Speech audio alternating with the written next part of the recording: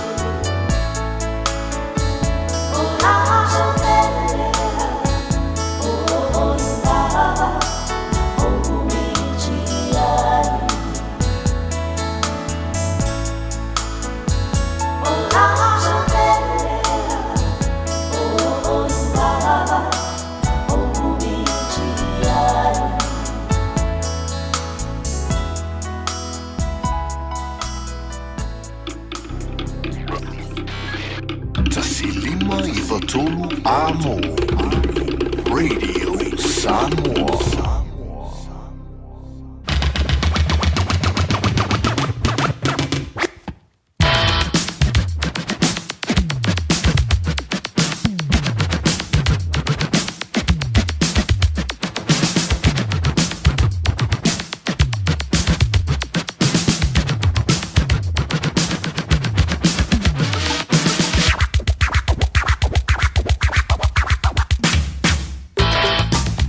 Vilenga joy fa to for you living vangle ha woli nele stofile solose fulu malefale de yola masino you like lua fil wali malefa to feature ngar wenga tutu ma faiva lo filima e pio da pa ti ai lo to pa yelo to manu mail town lila e mo se temi for you le vavel se you le mo se temi la wo de malole so fu male langie mama fa malo to le telinga ya ti pio de yelo to ma tanga mai le to la hiva. Si ule me fo ile tula se fulu male lua ole on tanto fa to shei I lunga pe mo ngalo e fa wa le totua ala si fonga sa mo le radio sa mo le polo kalame ole a wo le ma fonga mo si ule ile tula fa ile fiaf ana nei fa tula tala so le ile matango fiole sulu me yo ave ole la a tingale maniti male matui tu yo le malulu ile po ona po mo le va vea ona leila ele o ma fa yela ona tu wale no fo tu no le tua te me ilo to so fu ma ba to neon ele fu tanto mo ele ma fa na ina o va ele sulu ma tango fie mai o ave o la ya e pe le vona masini a la fa solo antoles e mi se le vole te le venta ne o te wa malulu ya e ma tua ma ini le malulu ile sa wol po o lo no winga o le mena le fa mai ele talo le tau e fa ti ke rile malulu o le po anani mo I tanto la vai au kilani ya o tui loe maruru antu I sipi tonu o Nusila nei lo au kilani ya le ngau tātou ya e sia le whaka ko karongo I mea ngau 0 minus 0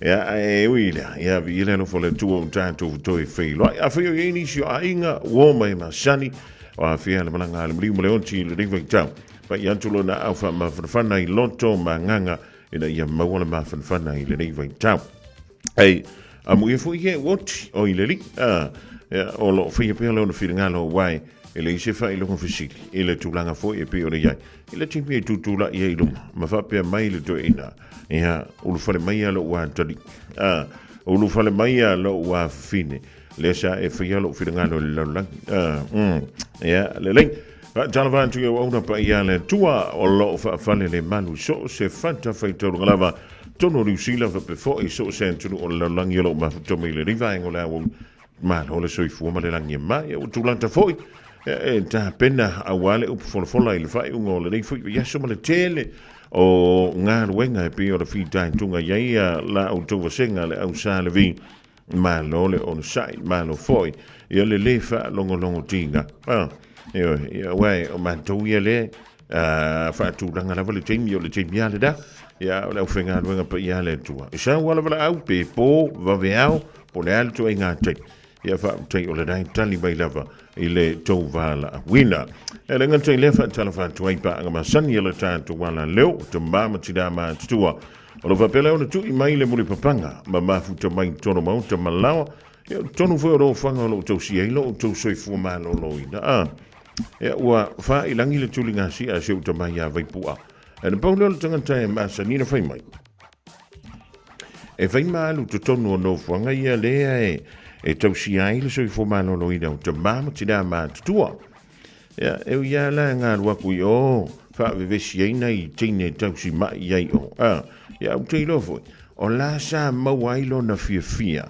ona ua ese le no fanga ua nga ia tu yai ya ma wa yai fo ma tanga tele no yai ya wa ma san ya no wa lue fa fe a wala toi e vili ba ya ma cheu ya chawa madam ya o ten want to la yai o e lua me u le rimor inga o le remote to the TV ya malana telefoni e vili ba yai ile tanto wala le radio sa mo ya e to telefoni si uta mama tida ma tua na manta mai level to tua e onisi wa fa ilangi le fo langa oisi e le la vai ma futa mai le so ma le fo ya so talo sia e lo maruia o to ilona lo fa malona ngale le fa talo fa tuai le tina ia fealo fani ia male ai ngali le ngata foi le o tina mata ma malava ia o le tau masani o le wala au mai le tai au uli afi po ia ma lo le soi fu maruia ma nga yen me nga ngat safa ia lu markivi pa wala me a ele fi ia kia a war fa ia fu TV a wai le luaka la ka war TV fa ia ska un ka ko TV ile nei fo i vai tau ia o le tulanga nai ele nei o langa so le mo vavi ona ma tu o me ni o fa na o le vavi o na ye o swinga i o tanto o langa ai michelava ile tulanga tau soi fu mano loina masalo se fulu tau sanga talua a koe fua ki e loka malo singanga i ke minga fua mai le temini o sa lai fa mai lo te mafo ia ta ital temini o le moko ai malo sia ai fa mai loka kuri ya ka ngofo falde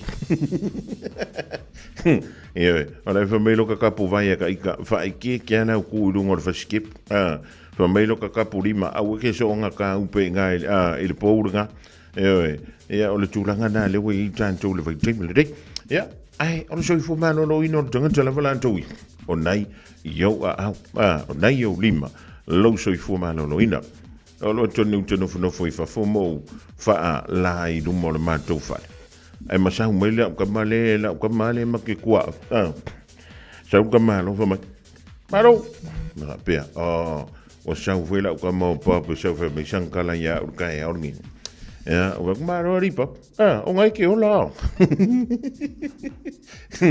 o le vanga su e se si fika e kana ngo e la ka mo pa le fo ka mo me ya o ngale la ka ya Bek, ora me ke pisiri. Le ama. Ola, nei pa bola tua oile. Fa mai na wan tu leo i lona fale. E fai si ula vale o la kali o le. Ai ei la nga se mawele tali o se usole. Si tua oile. E mawele nga se na e papa i le tino le tamaititi. E po le ale va le mama fo ile lo la u ye le lima po so pa ye so se va ngolonti e toto ulia ya e la men tu po fa me na on tu le ilisias ai na vile le la to fa ai o kula o nga kari ai o le bela o tu mo ko i maleo loka ko i manga ye la o le bela la tu po so ya po de le va o ma tu lon tong o le lima tawanga vale o le sunga ia pa. Ua makua mimiki a se iwa antu le whaafunga anga le tātu o tiro o le nei vaenga o le awu. Ia no whantu le i, tali, lana mauku pulori. Awa merikana ka malu. Se o leo mainga o leo i lo wakari i leo la vale le. Ai o mai i fua loka koe mga ia. O le mela o tupu. Ua tuu i ele tuli o le leo ho i le po le malo i lo na papa tua. Nga ngau mai kokongu le lima. O le mea la mutupu, wa fai na i mamu se lepo nerves o le papa tua, ia ma le lima la lea, wa kau le mawhinga si ilu, ia, whamei wa fia tau sanga o le futu a whilo na tau tonga, ia, o la wa mawhaina tu ilunga ia la kwa maupau, a le whamei kia, o longa papa kua, i lalo le ngau ngā kua, o la e kau le mawhinga kusa, a whakurei, la skana fo ma ia e ripo, a me kala ka manu, la wo mo fe fo mai pianga ki lo fer ka ko nga nga ofa se ka nga no sur fer ma merka man ia e fai fo le su le se coupe fe le su o fa en tous les ia o le benda se nga i ka ko be fo le Citizens Advice Bureau o pitono uma tono ni sila e to fu ama le vaenga le ala to te futuina tanga tanu o so se pitono o ni sila ile sila sanga e fai e wa le wo umna fail to tongo fa ko lei ona la me wo kupu le ko nga wa le nga lu nga fi fe le nga sia a ve merka la kamalo o le wo ka fiolo o le me le o lo ke fa no ko ro papa ko le me le nga fi ka ko e pe ya o la mu le la fo ile o fa so ka no fa ya ba ya o va ko lei ya e to ta wa na ya lo fa ye se fu ngan temini a ko fa me marka la kama se no nga ko fa pap se nga wa ke le fo au ma ia ko fa ke yo inga ngi ke ia wa fa inga oi ya na la i telefona e pe ole winga na lo tal e tau to na ma tatu se va ia ka karonga ia soi fu mano no ina Ya mi se dei tatu ta mam tina ma tua. Alo fa pele o tu i mai le muri panga tono mo ta malawa. Ya mi se fu no fuanga o lo au ma wangi le dei vai tang. Ya e tau tu na fu i ma tatu se ta mam tina ma tu. Se fa ya ko lo fu i fa nga e o so i la oki. E fa ya ko lo fu i man ya ko ke manga oki ya. E le ai se si o mana o le dan tu lang. Yoi. O te iloa, ua masani tātou te māma tina mātutua. I le tūlanga fo i lele. O lele ai o se whai a koe se lau tonu nai tau whai. E lau ko inga e whapenga. Ngā maka mele mā mawhukanga. E le sao ai se kou. Langa fo ua masani alo na iao langa e pūleanga ia ianga ia me whai. E le ai se a le se to alua e iai le whanau whai. Ai fai uma nga ia kong. Ile ama ta minga la la mama putanga. O whanonga kong. Sole. E kusaska mai mea e kau se o whanonga kunga wika. Singa mai kongu wa e whale kongu. Pe lefe siringi ai songa finga ngalo. O whanonga kong. Wa maka aikara. O lo ilesia so sa o ongo sa ia. O whape ka ilo fu ia sio finga ngalo pe kusa me sio kama ilo. O lo ilesia so fa kuroi. Ari, toi, si sa unga isi kakalang. O lo ke fa longo wai ka ko me e fa. E ia mele pi fa nga ule mali e lo ko fu ile. E lo fa longo ngar pa maika. Pa maikeva, pa ma e ya. Mana tua. Ele ma sangi ko inga karango le karango ko o ngai e sa ole tala pa tele Jakob le sa pule o ile ava asa ia I ma to fo I ka yo ngo pa ye sola ko sai fele fongo le makanga wen o ve singe la fon e ka fa la me le pule a pai fa la me le pule a la fa ya na tutu la ya le fionga ya patel pa me mal sa no nga patel fatali e tasi pule e pule a ya na fen tu no le la toi na wa ya o le me sidi le wa mo la ngo ka kala ngo ai isi mele ke fie so a kuinga o ka alo ke mala oi o se kanga ka fainga ka ele nga ka fainga ka ai ele ma fayunga e ka dia se kongo vai ko se siante oi ona o le vo te mala ua leva na e soifua e pula o ia o me fa ai vai fuila a ka ko mafuka ele o nya inga ai o me fuile le tausi ele file mu a mai lo finga ngalo e ka fun ko me xa vongo se ava ko se ma ko manga ai le va penga o shawa o ia failo a va fela pe a fa ia ko se sir me nge fa mai ruinga ka ko wo se se ia va penga ngofolo mala goi mai sole o que ele ma fa va penga o fa o le benga le ko pole ve si le kile o ma fukanga o le mena le tupu ele ve si e totonu o ma futanga ia matutonu a hinga tutonu e kale si tonu no I tu ba lo antonu o malala ese uma tanto langonda wa ele a ia ma se shokako nga fausi ele ia ma kwa ko sa le o lo maniska e mo e ia ia masanga e tali tutusa folinga e tali tutusa fo ilangona ai me ese ala no winga e ka kaunga ko ngovolela masoana upule falele yanga yaka ko mumunga veve yefa inga fuko afa yele usfai ya mayala temina he o mai temble ya mo ya ili fa pe fu ya fa ni suinga ora ma kwa sui maka le e sui mali e te lo tanga tona mo la sui afa o ere ke kai siskanga ya e tautua na ma oe Antonu e te sui mua lo. O ngā makaro le ngon sui maari e mai le tangata nei televisi e. Ioi. A wai ke fiu e whak, sui! Ia pe ia le ke whaile pako. Ai makalanga sui lau approach. Pe sui le awana te tala noa atu e le tangata. E alu le taimi, sang le asu. O le ai ele sui ngā maali. E Malaysia me muli. O le leo, o le tongu, e te whao ngai. Rei ma se le fi fa longo mai. Pea e wala waku. Honey. Darling. E pele. Shawia. E whaira mea kausami. Iyo. E kusa e ke ia ngafa mai. Kare ki iso la kun whalolo koe sangu.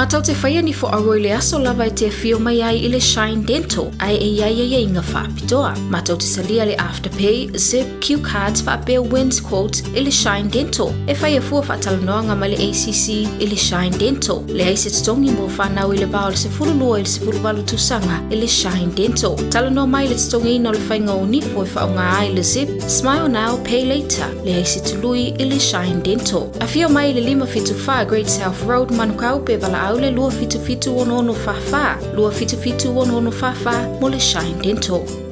O se lia ma le luas fulu tausanga le tautua le Aro Memorials. E ngau sia lantu ma awha amanantu i o loa anangata. Maua maa e fua i lau whaasoa. Ma whaifoi ona lei bai, fausia i lau manao, ma la foina i Samoa. Tatala mai le asunga fua i le asfarei le mai le iwa le taiao i le lima i le afiafi. Ma le astona i mai le iwa le taiao i le tasi le awauli. Awhia ne loa i le lua o Massey Road i Mangele, tolu tasi tolu Great North Road i New Lynn, po le tasi fan tolu Cavendish Drive i Marukau. Petra Yane e le arrowmemorials.co.nz. Le Arrow Memorials ua silia ma le luasfulu tausanga o lana tautua. O mana o mie oe po se isi o lau a inga se fisoso ani tau whi malanga inga moni usila. I mata au po pei o le vaita mai no whanau po o ngaluenga. A whai o lau tali o le ioe, wala au loa Ken Ferniho o le Fern Immigration Services. E iai lana lai sene, ma ua silia ma le se fulu 5 tausanga o lana tautua. E toa tele tangata o fisosoani iai Ken, i mata upu tau whi malanga inga. E au fia ai mata upu na o atu le Tribunal, ma apili le Minister. Tanga iane i le mato Facebook, ma le upenga te whailangi i Molimau. Mo nisi whamtalanga, wala au mai le Fern Immigration Services, ma tala noa ia Luisa, i le oiva, lua ono lua, tolu lua lima tolu. Lua ono lua, tolu lua lima tolu. Po le o lua tasi, tasi lima tasi, o lima. O le whātoa uma o tātou tui pui pui ar kōwiti te tau ona whai. O se au wala i tau sia le lei ai tātou, o tātou tua a mātutua, ma e pele i ai tātou. E pipisi le kōwiti le vāo tangata, lea e ono a whai na ai tātou uma i a wala ese. O nisi tangata e sili atu ona tinga aina nai lo isi. Mo le pui pui a oe mai se mai onga. E whautua ina le whai o le tui pui pui ar kōwiti mo tangata uma ua 5 tau sanga manunga atu. E le ai se tutongi, mai ma whai ona whai pea uma le ono masina talo ona whai lo tui pui pui rata mai ar kōwiti. Pena e maua fo e wha mai. Mo le whatonu ina o sau awa noa po le fia maua o nisi whamutalanga. Pawhasota i lau fo mai po le whale talavai. Pete tanga i le bookmyvaccine.nz. Radio Samoa. Tasili mai batolu. Amo. Radio Samoa. Tasili mai batolu. Amo.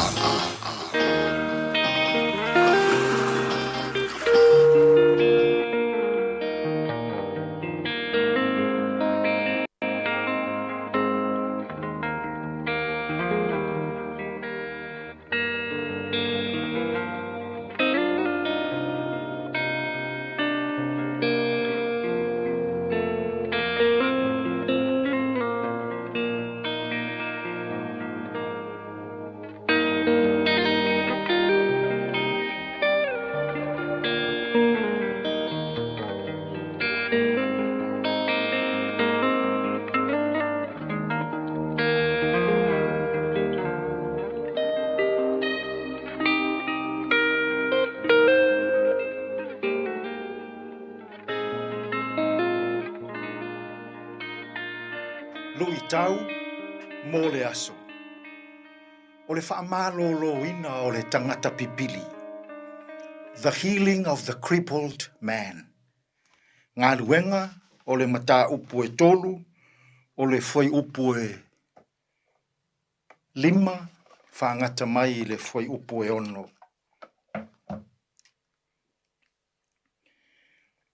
Ona nau mai lea o ia ia te ila ua.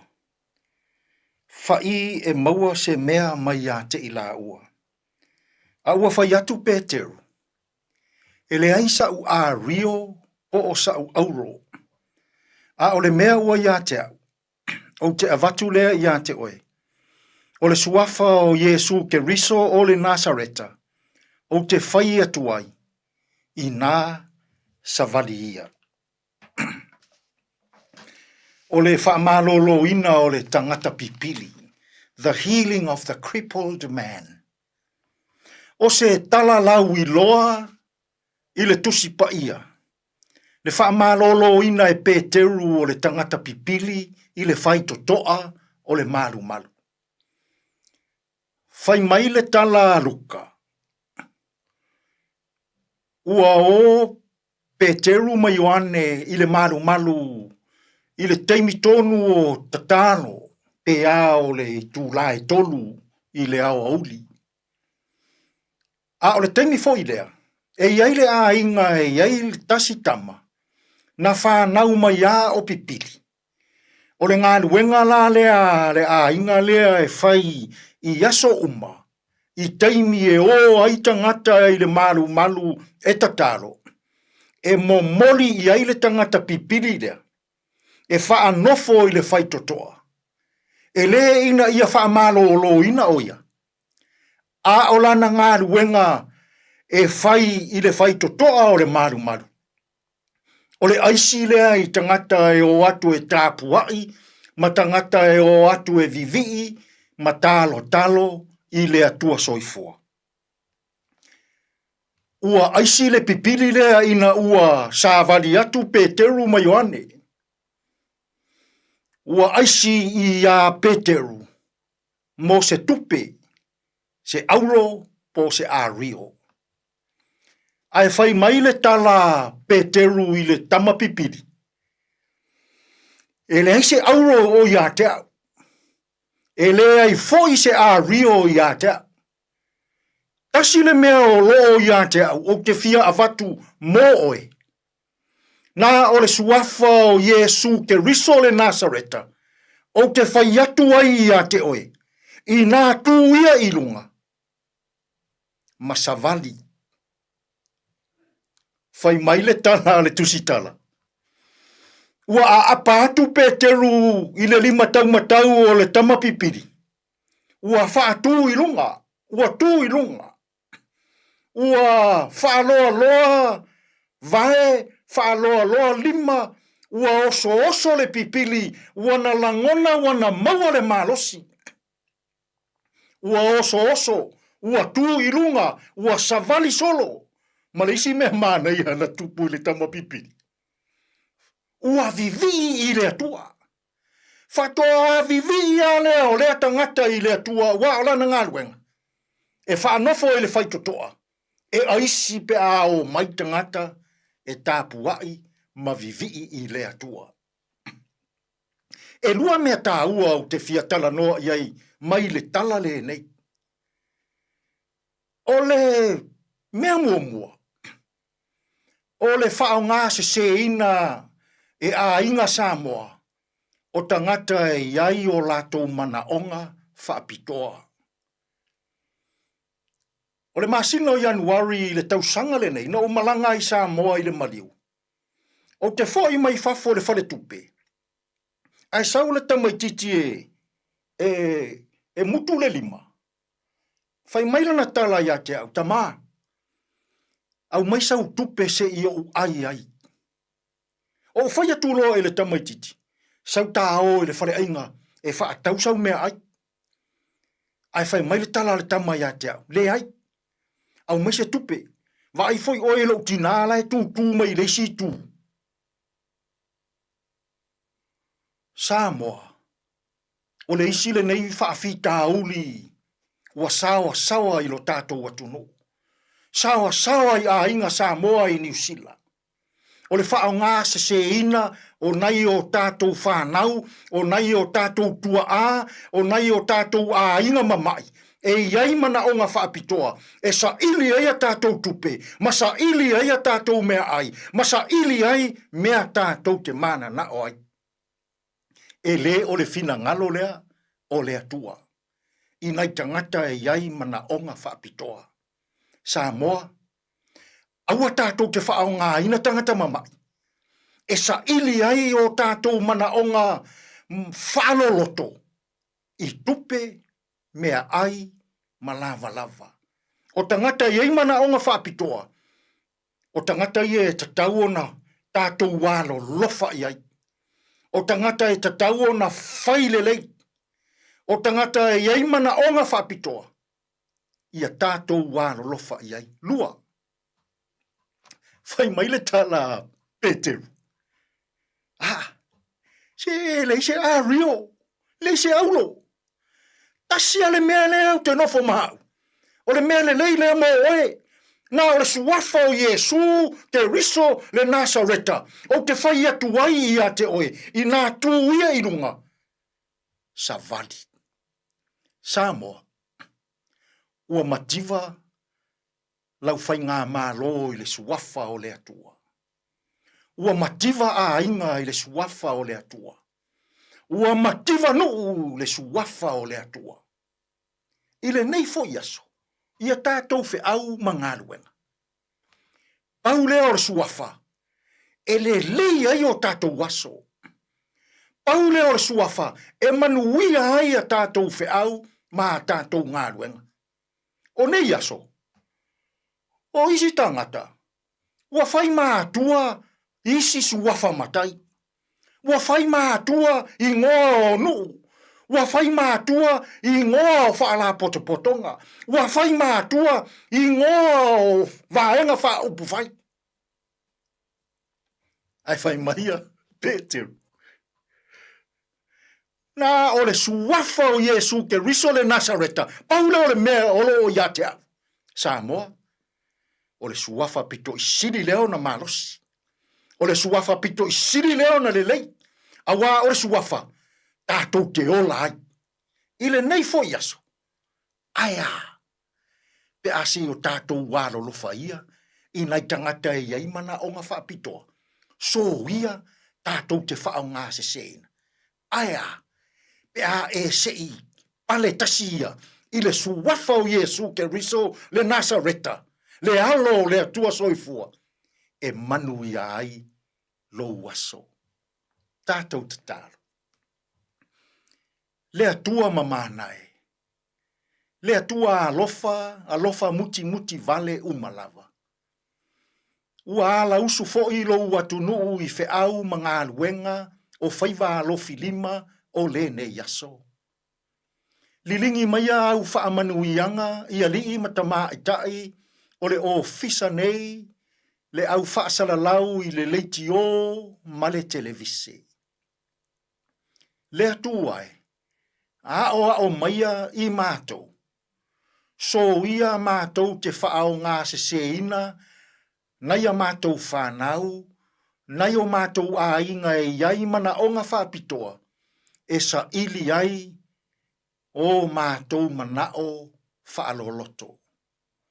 A o mai i mātou, e lea i lava se isi suafa, e iai le malos, ua nā o le suafa o Yesu ke riso, le Nasareta, e whaaola i nai i mātou. Tātou ia mala ua fio i le ne yaso, i fe au mga aluenga, e tonu malele iai mea uma. Lou lava suafa Yesu lo mātou ali i male whaaola, ua mātou te tālo atua i nei. Amen.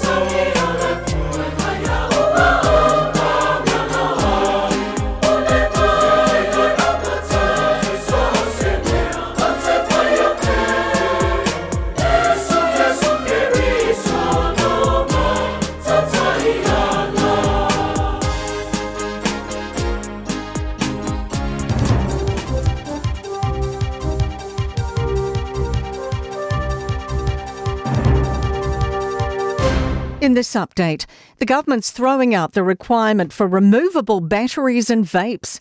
It reverses regulations in force for 2 years, aiming to avoid overheating, damage and batteries catching on fire. Associate Health Minister Casey Costello has confirmed that'll end in September. Here's political reporter Azaria Howell. Cabinet was told changing the law was the best way to stop a court challenge by vape franchise Shosha. The Associate Health Minister says with disposable single-use vapes now off the market, she doesn't expect this change to negatively affect rates of smoking and vaping. A non-binary Green MP says their community is furious and upset at the government forcing the scrapping of transgender inclusion guidelines in community sport. It's directed Sport New Zealand to ditch the voluntary principles to let trans people take part in sport based on their gender identity. It's strongly supported by Winston Peters and comes out of the National and New Zealand First Coalition agreement. Green MP Benjamin Doyle fears this will exclude people. This is another attempt to disappear trans and non-binary people like me from public life.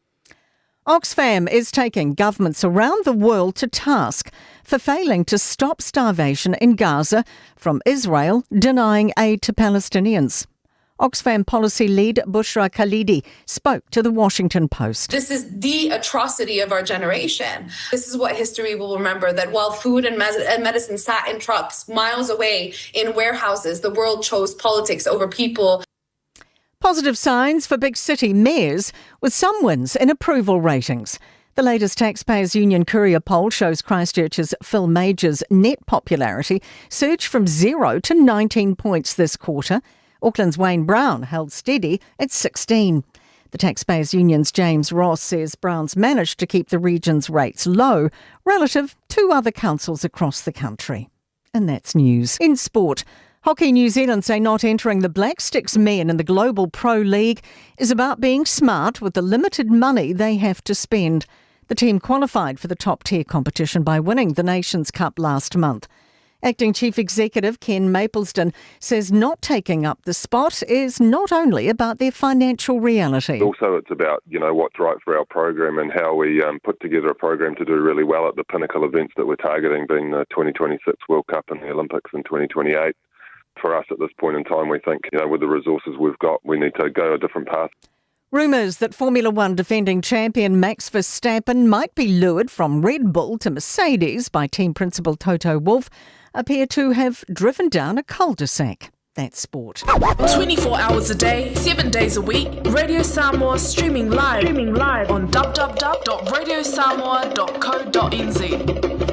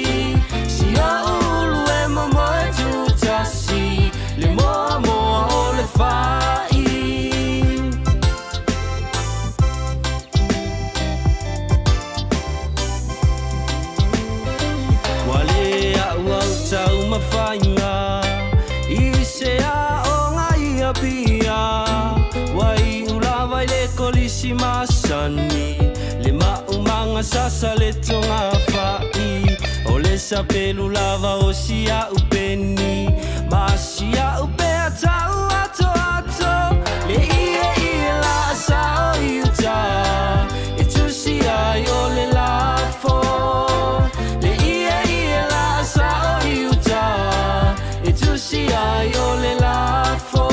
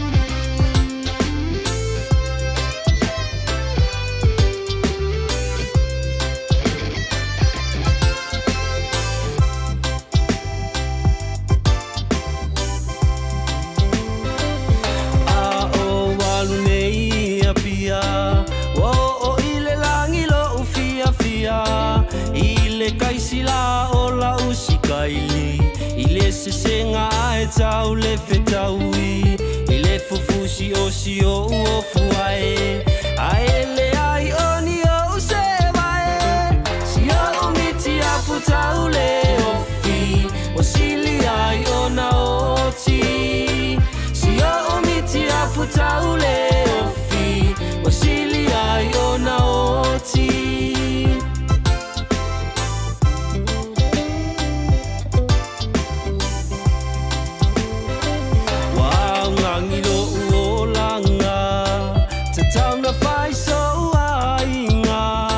Popole vale lo uma fau fau O se panga ai o le au Atu atu vale o si o uloto O tau o so ai o le moe tolo La uma lo me aunga E su e ai se ava La uma lo me aunga E su e ai se ava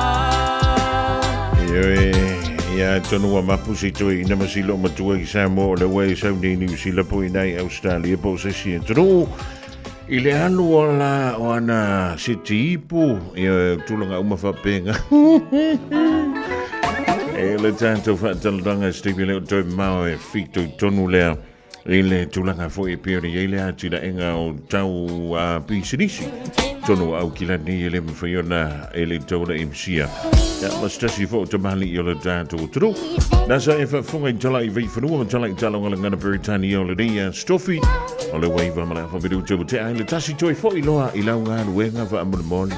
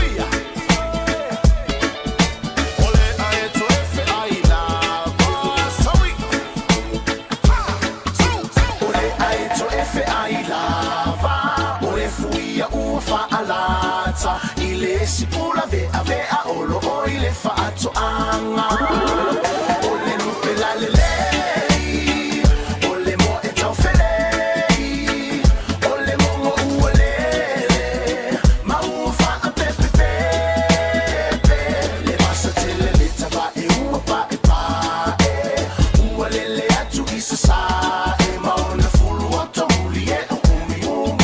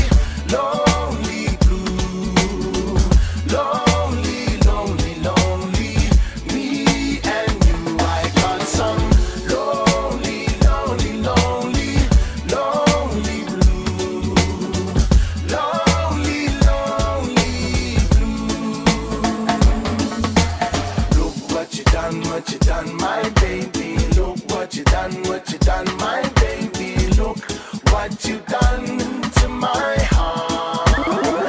I got some lonely, lonely, lonely, lonely blue. Lonely, lonely, lonely, me and you. I got some lonely, lonely, lonely, lonely blue. Lonely, lonely. Look what you've done, my baby. Look what you've done, my baby. Look what you've done to my heart.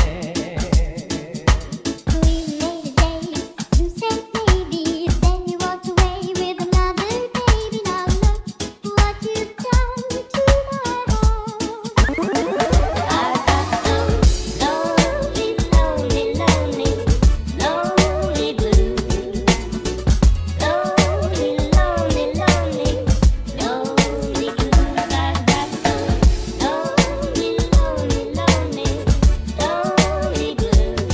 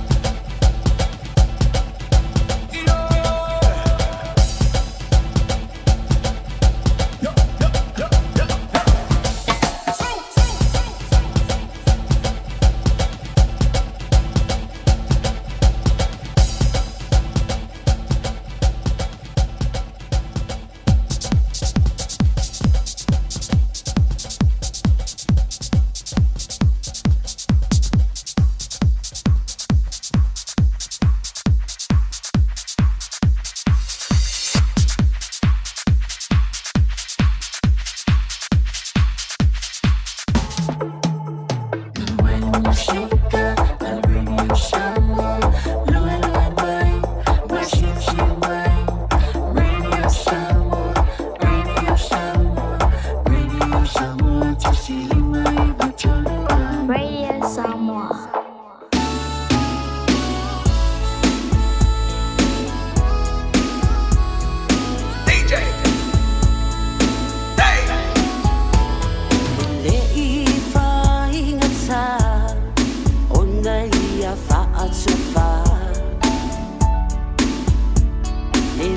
Malingi foi ona lui mata pe ai se a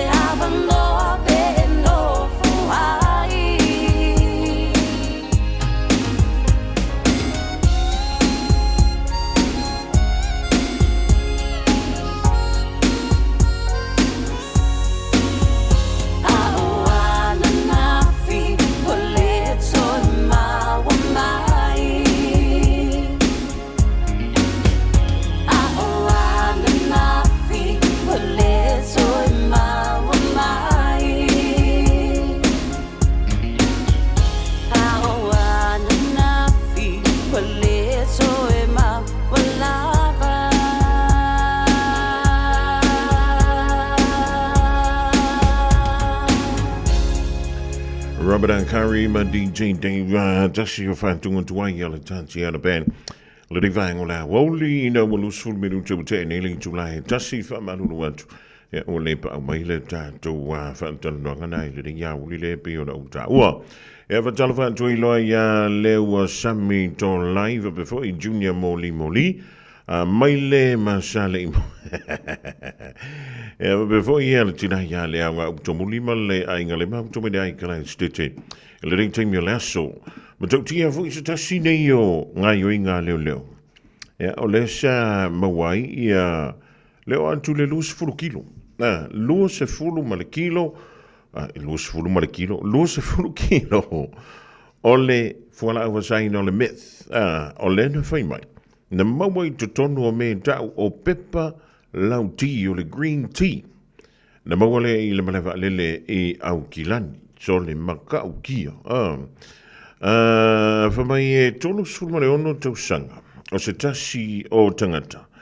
Na malanga mai le antunu o Bali. Ia ma sawa pelea o na mawai ina. Elvaenga le customs. E ala tau siaki foilene. O lau te wawa i e tuai lunga i le antole. O le antole. Soli. Ia, e te tau lei loa te fui leli, tonu ia. Ia mo meo pepa lau ti, a u te fai atu, sole. E sere koe ngā sau le sau i mene i o fuala au whaasai nei tonu New Zealand. Whamaile whaamtalanga ala customs, a whaapea. E o antu i le tulanga fui lele whaatau ina atu wai. I lunga o le awala po mo tangata lau tele. E ono miliona dala. Mai le lus fulu kilo e mawai i le tino i tupe, e ono miliona dala. Ai o le ham ma le afianga o tangata lau tele. Tangata la antu te whaunga aina i a fuala au whaasaina ni. Whai mai, e ono o antu le lus fulu ma le tasi miliona dala. Mai mawea pe ana whaape fuile leo se fuala au e poto el tangata. Au si onga ponga. E matua poto ai lava ai valea pe a whaunga aina ni fuala au whaasaina. O le meanga, o na le mele whai mai ingi fuala au ka koke popoko ai. Ai sanga whai mai angi mea ka koke. Ia na wai silsila i. Pea whai wai tanga i ele mol tanganta. Ai o le tūlanga fwoi lele i le whaunga ina. O mea ia o fuala au wasaina e misila vale methamphetamine. Ia po le aisa fwoi lisi whaasa mo i ngai kāku. E se tua inga fōlinga, e se tua inga ngana, e se vurko inga lalulang. E tala noa meil tangata mamantua ia whaina lava. O ila antaulana, le mai mawai tupi, le fai mai le customs, i le lua se fulu kilo rea, e mawai le tino i tupi o antu le ono miliona tala. Ia o lona tau lai toi tau mwhai e wha, le leia o langa o ila antau e wha, antau ina ma wha o ngaina. Ia na, lua se fulu ma le tasi miliona tala. O lona winga, e outweigh e le tupe maua, ia le tau o le tau mwhai e toi wha, le leia. Ia antu ngalai se situ. Ia, e re au anka ko whao ngai. Mai pia no whai, tu mai maa ue. Pea na uma nge ai poko i moses. Mai maa ue pea uma ifo ua makua smart dargang. Ai paua ngar ko ngai me moa i mei. O zona kakang kau whio lolo foi lele vai vai. E uma ifo makua poko ai valea. Ia wai, e le ngantai, si lo waile ba whau. O tawa ai atu ia tau tangata fui e ngofo mapungo ngofo pungo ngofo sorry. E renga kai le savali foi lele ai pi e sir ko inga savat. E kau kala mai e se ko inga kala e kala konga mai. Ni mei? Ya ai le ngai e family tala le si vai sorry. Le ngai me tupe vale. Ie. Ia o feo le ono miliona ma le lusu tasi miliona i tili. E te le atu le tau i toi wha le lei ai, nei lo le tau le ai afo, e maua mai.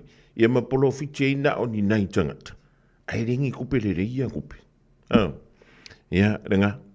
Tala whanti a kuni sa veli omara ainga le mahuto mai le rei a woli wa sa amitua nai. Ia, mai whea. E takanini. Ia, ma lowa taile mahuto mai. A tono le tu sa le lao i dama le lao i nei da. Ma nei o le la. Wha ma mango ai e tātou tanga mea. Vele ai la pala au karakara ngoa ko i loutua o i pio le mantal noanga mse uso ia pao i le tai au ana leila. Ia ke ia le waku ua mele au ngā kamai o mai whaila ia koe wha ngā sulo whale o na ua uma tapena ia mai fuila ia lea la uma i fafo le siwe o le paka o le whalawa o le ahamea fola i le runga lauro ia ai uila ele ia o tamiti ai whapena ia o ke mi kongu alanga nganga umanga ai e la akuloi ko kong o mai o ile nga kausami i ia avera wi po fufu e ko e keu fa mama le lau e pe nga ko o mai o makua i ila ko le lau e pe i ila mo le me tai mane po le au o le misiela tanto po la masani le aretola ile afo le tula tasila o le ni sio fa silsilanga mai do ma fio anga ma futanga e mai ka le sia e le toi quanta ile tula e lu so le lavo mala so fo lo malo si o be amo tu ona o isa fa be se pangata le se tamale ai fo se tina o e so la lava ai te le fa tali usilinga ilangi le mo o se tali ai ui ile e tu mau pia o lo la le le a be se ile lumanai o te fa tali pe matala mai e o pupumi o le langi o se tasi fo se ila vea i mai o lo mona lava o vai loi mata o le matu lava oi manu e ala fa i mala ai aluia o ia manu ia lo malanga e tu mau pia oi i lo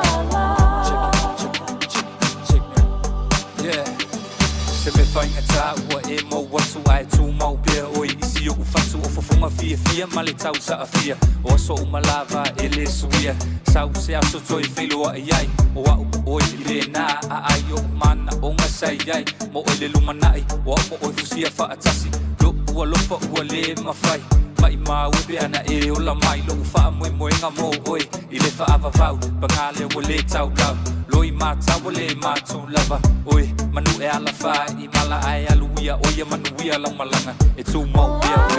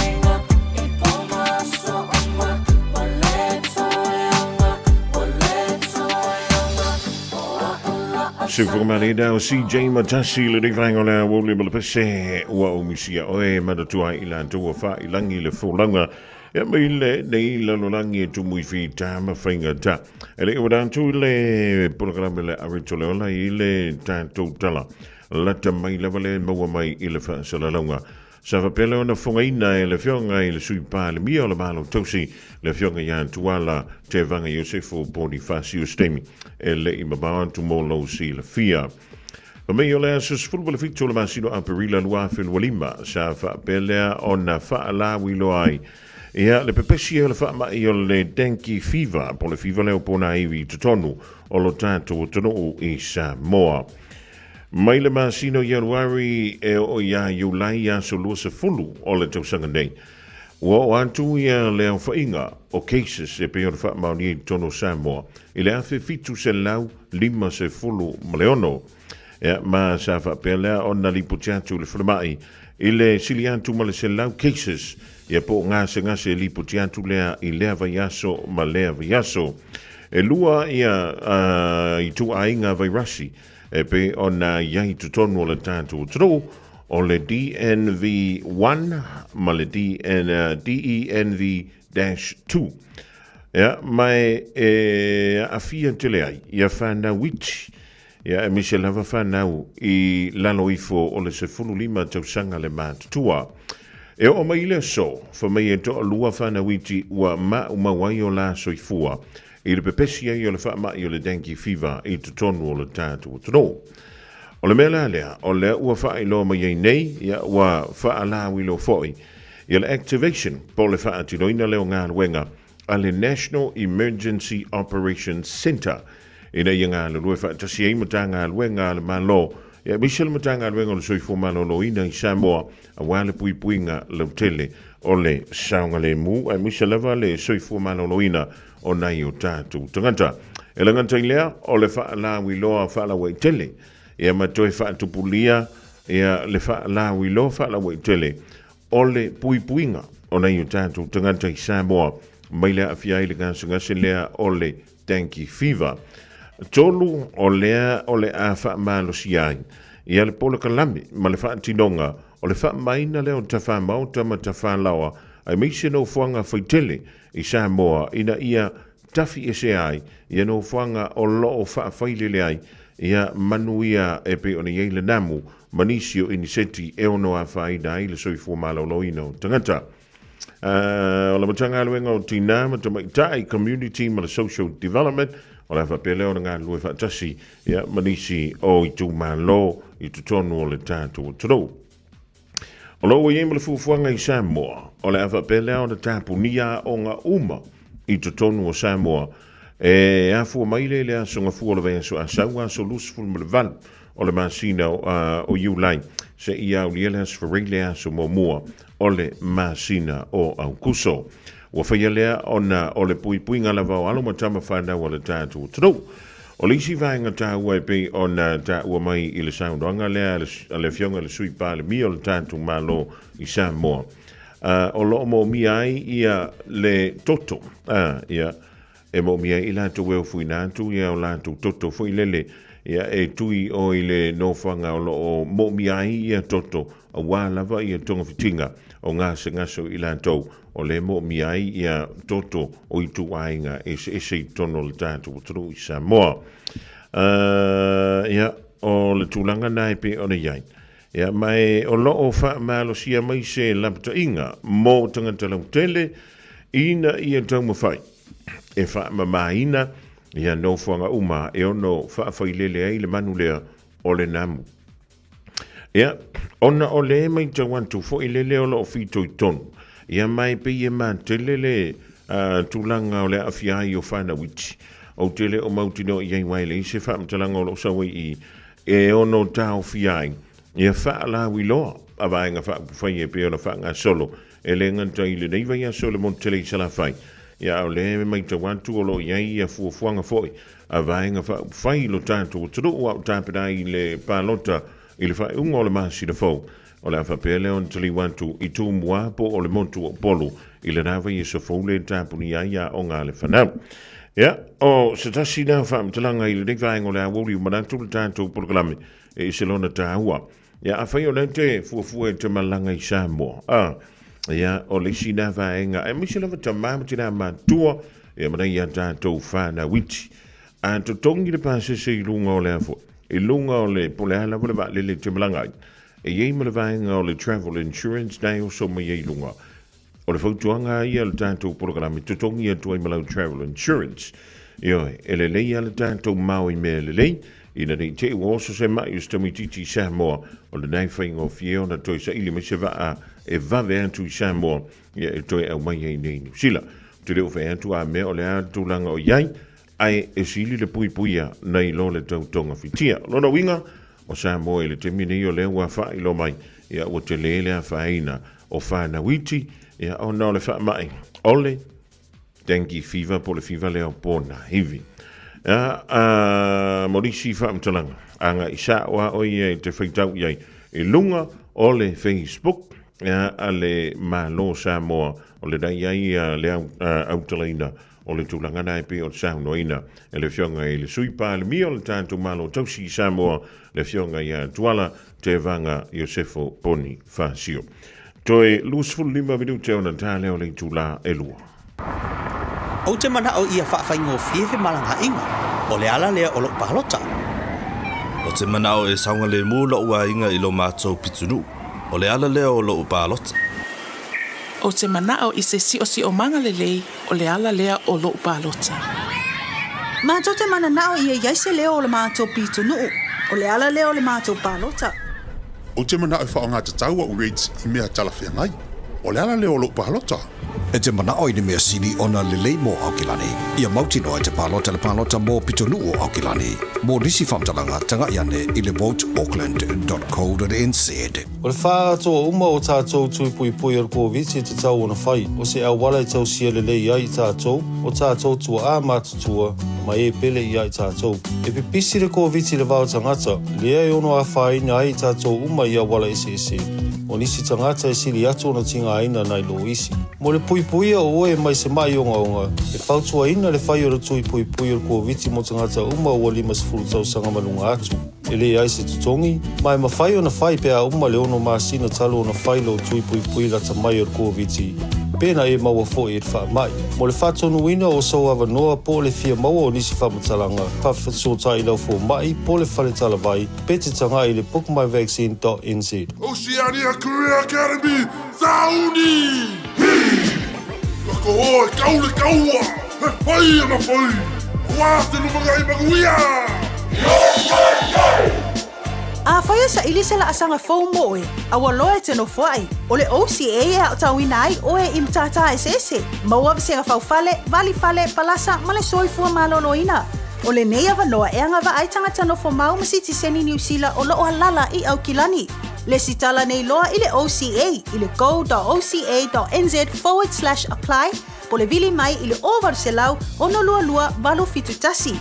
O Varselau ono lua valo fitu tasi. O fia maua sau ta vale po sau piki apu. Ai tong i ta i vaiaso, lua vaiaso, pe ta i masina. O le sleek cars o le a maua ai le fisosoani. Ua ta pena le au whaingaruenga a le sleek cars mo oi malo a inga. Aua e te popole i se mea i tasi. Te tala fitu aso, mai le sifulu i le tai au, anga i le afo le ono le afiafi. Tele la lai au kilani i saute, vili mai loa i le o lua tasi faa, fitu lua selau, po le o lua o, faa 55, tasi 55 tasi.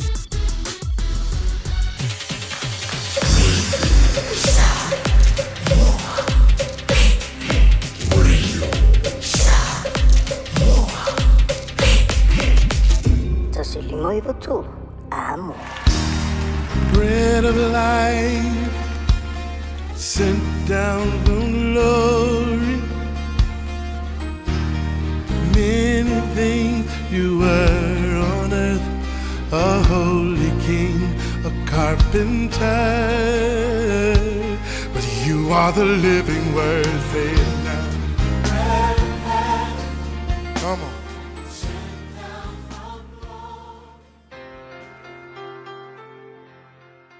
Talo fal tatu atinu o mai le tatu polkalame o le areto le ola i le nefo yaso o te whawhiloa i atu iti oe. Whai ona whasota i mai foi ia i le tatu polkalame o le ne yaso. O le mo Samuelus fulfitu whai pe tolse fulu whapea wali liu ese ta vita mai a te ia o li apo le alo nauso na whaasanga atu o ia i le tasi tangata. A le upu mo i le aso le nei aua e te whinau ma le tangata lotoleanga. Aua e te whinau ma le tangata lotoleanga. Ua ilo le tangata lotoleanga e te fiu e kau whaasau. Ma kau wha malamalama. E le mawhai o ngā fia malamalama. Ma e le mawhai foi o ngā fia sao. O le siri esia, whai mai le tasi wha upunga. E le o sea mio a o le natura. Ke lo a wha le ngā kula lo le mele o le lokoleanga. E ke fiu ke kau mawhai. O le ngā kula te ngata i ngā okla i wha ia. E ka kauanga i se loto leanga iai. E il tala foi le whamatala foi ele. Sunga i whawhenga ngā tio sa whai tatu areto ia so lava ia i le meo le natura. Me foi le atua loa o longa ngā kula o le kauwhi ai.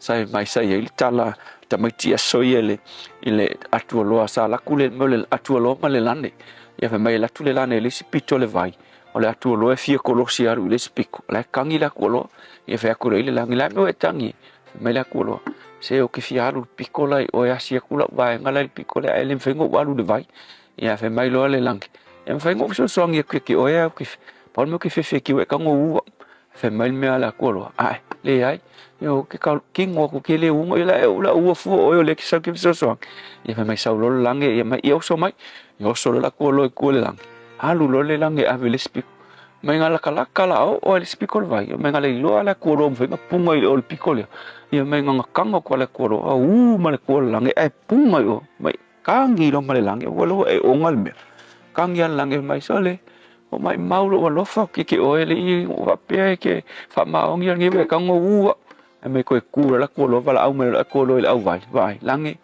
fa ma die ko ya o vai nang ola uanga kula o ka feu au le u se me ele lo o la kolo e vai o le tala kala o leva a se le songa ka e isi ka ka longa nga kula loko leang e ke fiu fa sa e ke fiu fa ke fa me le ai ile unga le so e ka kauanga loko leang nanga o ia nga ola mai loko leang se longa le manga le mano le nga le tua e fe sui ai ia me vai la le o le lu imo a e lo se tangata loto leanga a we ke fi nga u ia nga lo li liwa o ia lu ai ska nga loko le lei vai vai meleng fai ta vita la ko ya si nga uso e loko leanga e li apolo nga uso matua ke le mai kala ia me nga ele i ko kali ka fi nga u ta vita ma ska mai kala ka vi ka fai ai ia fali u lo ta vita le stangata alu ka vika fasi koriaka uma koriaka ba anga fa pene ya manga ia eta vitale loko leanga elia se manu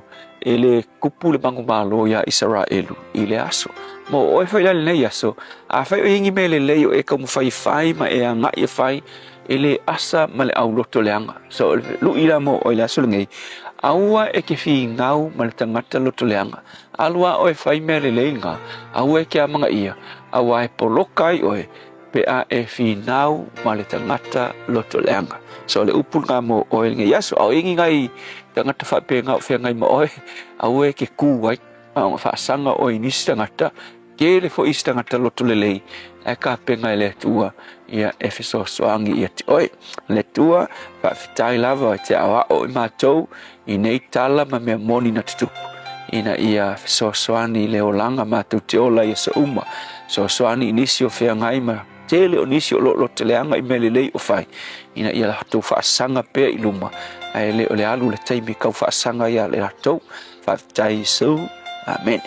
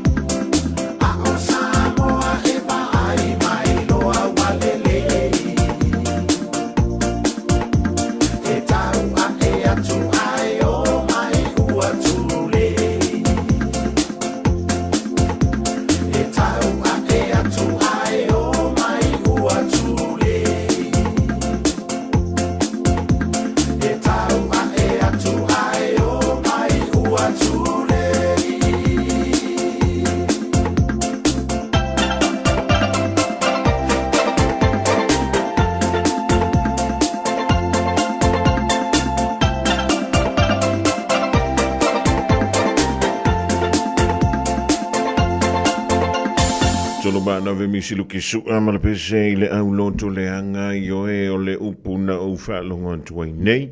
Ja, sauno i hele sunga le feifi au ja pasta la fa le kopa le Assembly of God i lano i savai. Pa mai, ui te ano fo i le au loto vale ma le au loto le anga. Tu e pia la, tu e fai pia. Ana se a miu o tu, e masanoa o le da tu rai o le tangat. A so i fua mai ia e loto vale pe panpala le loto. E umare ngi yola. Ia na le loto panpala le me. Ja, mole tuli gaan van tele sungal feifi. Au mole tanto programma la reto lola. Le ding fo i vai ngola. Wo le lo to is fulu lua male fa minute o le tale le July lua. Tale July lua au ida tu tanto tala ilenga ngana Samoa. Talo fa Samoa. Wa ule ne yo kas futialu. Au wal suia ngila wa le kio.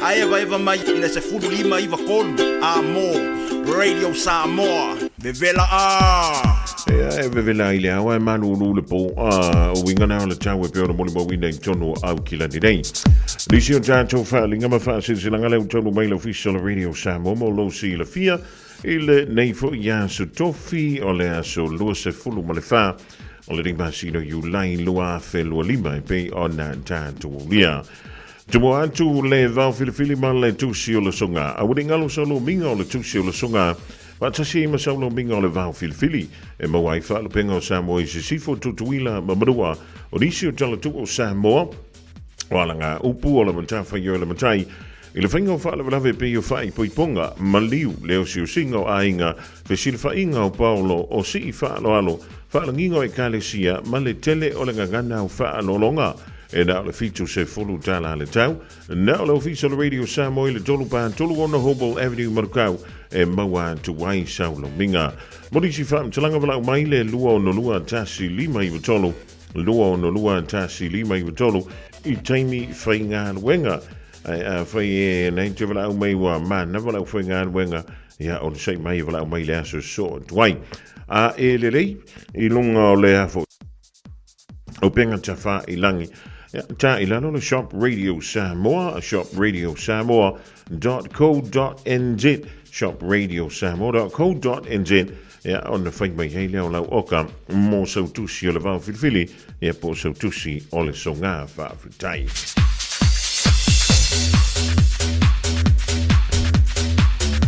Sitsilanga mole a inga sa tafatoa i iwa i le mo tele salafai. I lava ma le whaalo le tele tawai, ma tau te wha silsila antuai e wha bea. Ui eile whina ngalo ta māpo suafa o le tātou a inga sa ta whatoa i iwa. O le awha iele whilo a inga ma le taladoa ngā suli ma wheo i umau ta whatoa mua nguti a le ulu i ali i o iwa. I le aso se fulu ma le lua o se tema, lua a whelua lima. E wha iele i le lawa o ta whatoa i iwa, wha sale le anga sa vai i Samoa, i le tulai iwa i le tai au. Ma tau te talo antuai ma wala ulia lo tau pa ia malo tau mamalu e su mai matala au mai tātou au wai lea so tau poina a wale wha moe moe o si o tātou ainga ia te uma wha le leia lo tātou loto i fale ma soa lau pule ai nofo po matai si o tātou ainga lea sa fua fuina ma o le ale tau fia lava ia le wha i unga o le antasi ai lo tātou ainga i lea so i lau le au mai ma le whaalo lava seiniha le reifa a silsilanga e suafa o le ainga sa tawhatoa waita lima, tawhatoa nga sa tawhaleti, tawhatoa Josefa tafa kesio, tawhatoa leifa lima, tawhatoa fua mai tafa mua ava masuli o le ainga sa tawhatoa o lo nodofo i le ainga. Morisi whaamtalanga whaapsota iane ia tawhatoa fua mai tafa mua ava po o esta tofilau te vanga. E te mawele o lua tasi o valulima o iwa o iwa lima. O lua tasi o valulima o iwa o iwa lima. Ia pole o lua tasi o lua iwa lua ono fitu o. O lua tasi o lua iwa lua ono fitu o whawhitai. O le whaasilanga mo ala mo tama whanau ala fioanga o whanga whau. Wa toi vala wantu ilo to pa ia malo o to mamalu ai toi nani so paulo mo so ngafa o te maruai o le toi fa to wina le tanto ma ftanga i le astora i ia so lusfulu ono yulai I le tula po le afo se fululua i le awauli e whaia le i le tuatusi o le Valu Hour Street i o Tahuhu. O ai whaisa tama whanau le rei nuu o e maua mai le rei wha silsilanga a fia mai mamaliu mai tātou talanoina le wha moe moe o siu tātou nuu e ama le kale sia i whanga whau. O le isa ra elu lava i e su e le wha malama e ama wa i antu lo na nuu po a mai. O le wala awa tulei lo tau pa ia malo tau manu tātou whilo i ai lea so i le alofo le tua morisi wha amtalanga wha so te yanele o lua tasi o valu ono lua tolu lima lua. O lua tasi o valu ono lua, tolu lima lua, wha utailo se ni e le lau a fono ale mau tanga alamo topa whanau a whanga whau i au kilani nei.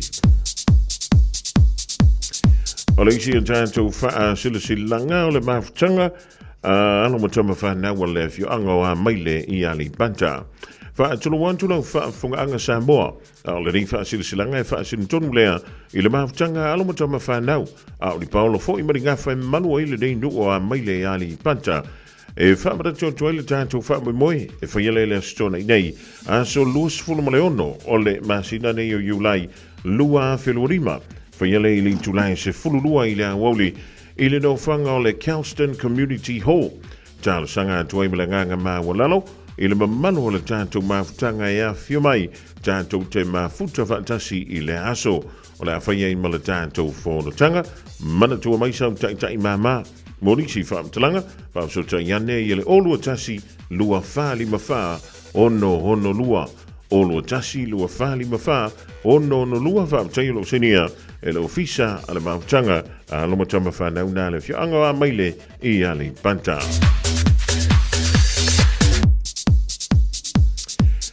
Fa silsilanga mo le ainga e ainga sa lua fau i pi e tawhito i Mangiangi. Ma tautu whaatulu wantu lau whaafunga anga Samoa ai whaasintonu le rei whaasilsilanga i le maafutanga a le ainga sa lua fau i le pitonu o tawhito i Mangiangi. O le a le whaatonu wina la tātou maafutanga i le whaiunga o le rei vaiaso le asto na i aso lusfulu ono iulai ona o ni whaalawalawe le maalofia. Ai o le ato e longo i le ato se aso e whaatonu inai i o la tātou wha moe. Le ava ma le wha alon telefa tai lo senia e le taito i fono ma le laulaua fono. Morisi wha amtalanga ma la wane le olua tasi o valu o ono tasi fitu valu. Olua tasi o valu o ono tasi fitu valu. Ma le tātou wha silsilanga muli le wil tauno mai supporters au kilani rei po Samoa ua poto. Whaatulu wantu Samoa o le antulu tofi e te se e papa ai tiu i whaalangilangina a ifo lava i mamalu o le tua a wa o ia o le whaatufunganga o le fōfuanga tulau lava.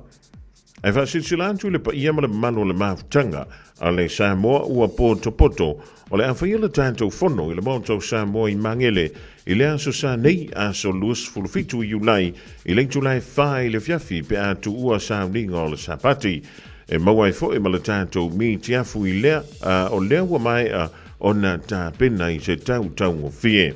Sanga lango ai le saunianto le tātou vainga whai Samoa ua poto i le whainga pa lota alea tru. Ia morisi whaamtalanga whaasota ifo ia le teitei fono ia vai ma le malo le au pepe ia o le tātou mafutanga nā le Samoa ua poto ia po le SUP i totonu o au kilani nei a wāta pedanga o le whainga palo te tele le tātou tro i le whai ungo le rama sina fau le masina o au kuso lua afe lua lima. Nisi nao wha linga ma wha silanga le utonu mai le riva ingo le wauli. Radio Samoa. Taslima iwatolu amo. Ja, whaantalo whaantua ia whireti a vei whaatili male ainga le mautomina i sini Australia va before shows o ia Pastor Carl Skelton i nālawa i sini malo ngā lue malo le au solo i le rifo i vaenga le a woli ia o le a so tofi le rei a so lusful male wha le rei masina o iulai. Telefo, ka tali tulai lua male fionga ia liulua i li ai shehu tulawaenga o telefo.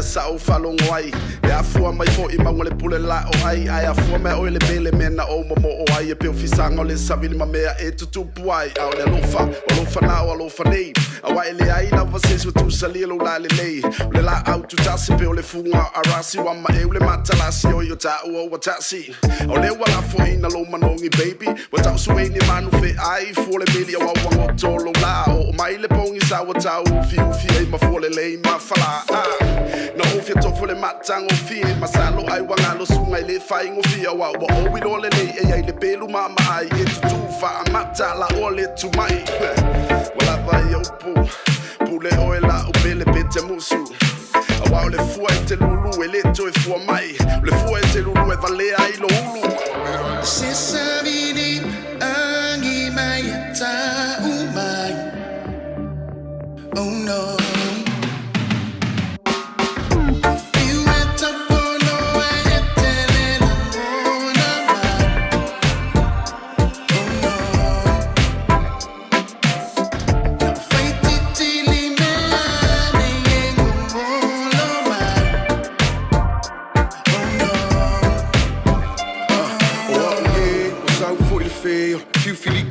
se he posse te nga o le kufi sili o le mafau fau pi ia makia o e poke fa kau kau o mo o bia se fuala au o mai kama na se valu se ko ai mangaku fai nga kawa e alu e ku mai o au o umi o le miki le mafai o nga fafang ka ika wa valea fi maua o se e fi maua se swing o le alo fa apea o lo au le le ua a ma mika mikanga pei o se moli ua susulu mai le ava se fa fea o mai o ele pele pela pe masele fai kikiri mahava kafi e se ai umaleanga e ku mangile lei kalela vasi sila ile kele o mase lilo ile langi mo se fe sosoangi e maua mai le kali pe ai afuma e kangi le se fai ka o nga fa mala ma fai mai ti o lo fangei o lo fanga aya se savini angi mai ta umai oh no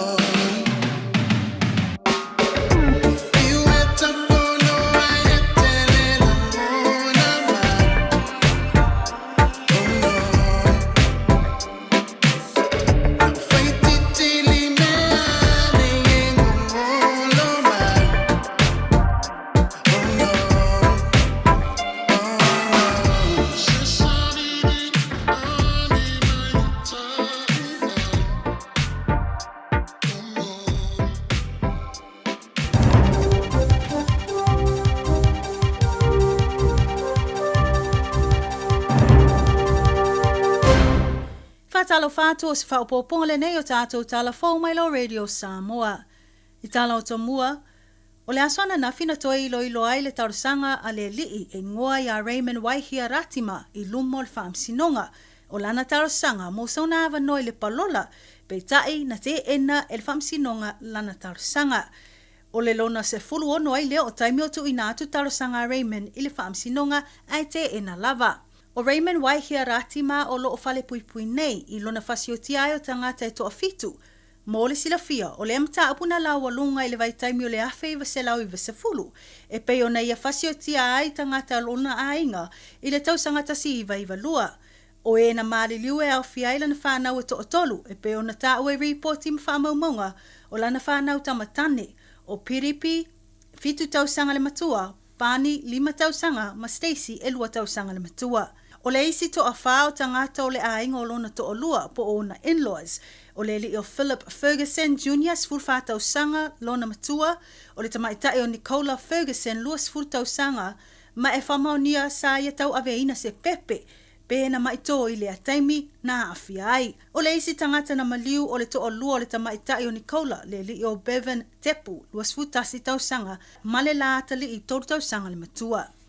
Whaalia I whamtalanga o le nei whaalawelawe tūngā e uma o na whaatino Ratima le sori ngā tūlafono I sui o le ainga o lona to o lua.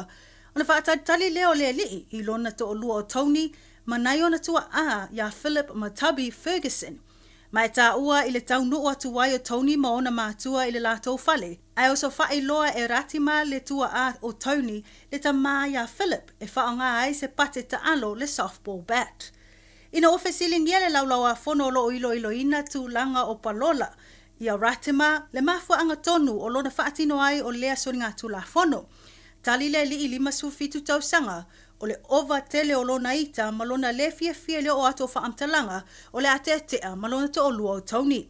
Whaalia Ratima i le nāwai taimi o lona lava mawhauwhau a le mawhai o nei ato e mawaina lona to o lua e le aise i se na te mafuta atu ai. E pe ona whaaperetani eina, if I can't have them, no one can. Na whaasala le to ese Ratima, le unga e solo ato le whaipui, ma e le anga wa e le palola mo le se fulu tausanga. Ma le mawhai ai ona ia tausanga mo palola o lean lava na whaasolo ai loa ana tausanga, ai panga e le manuia lava ana taumawhainga.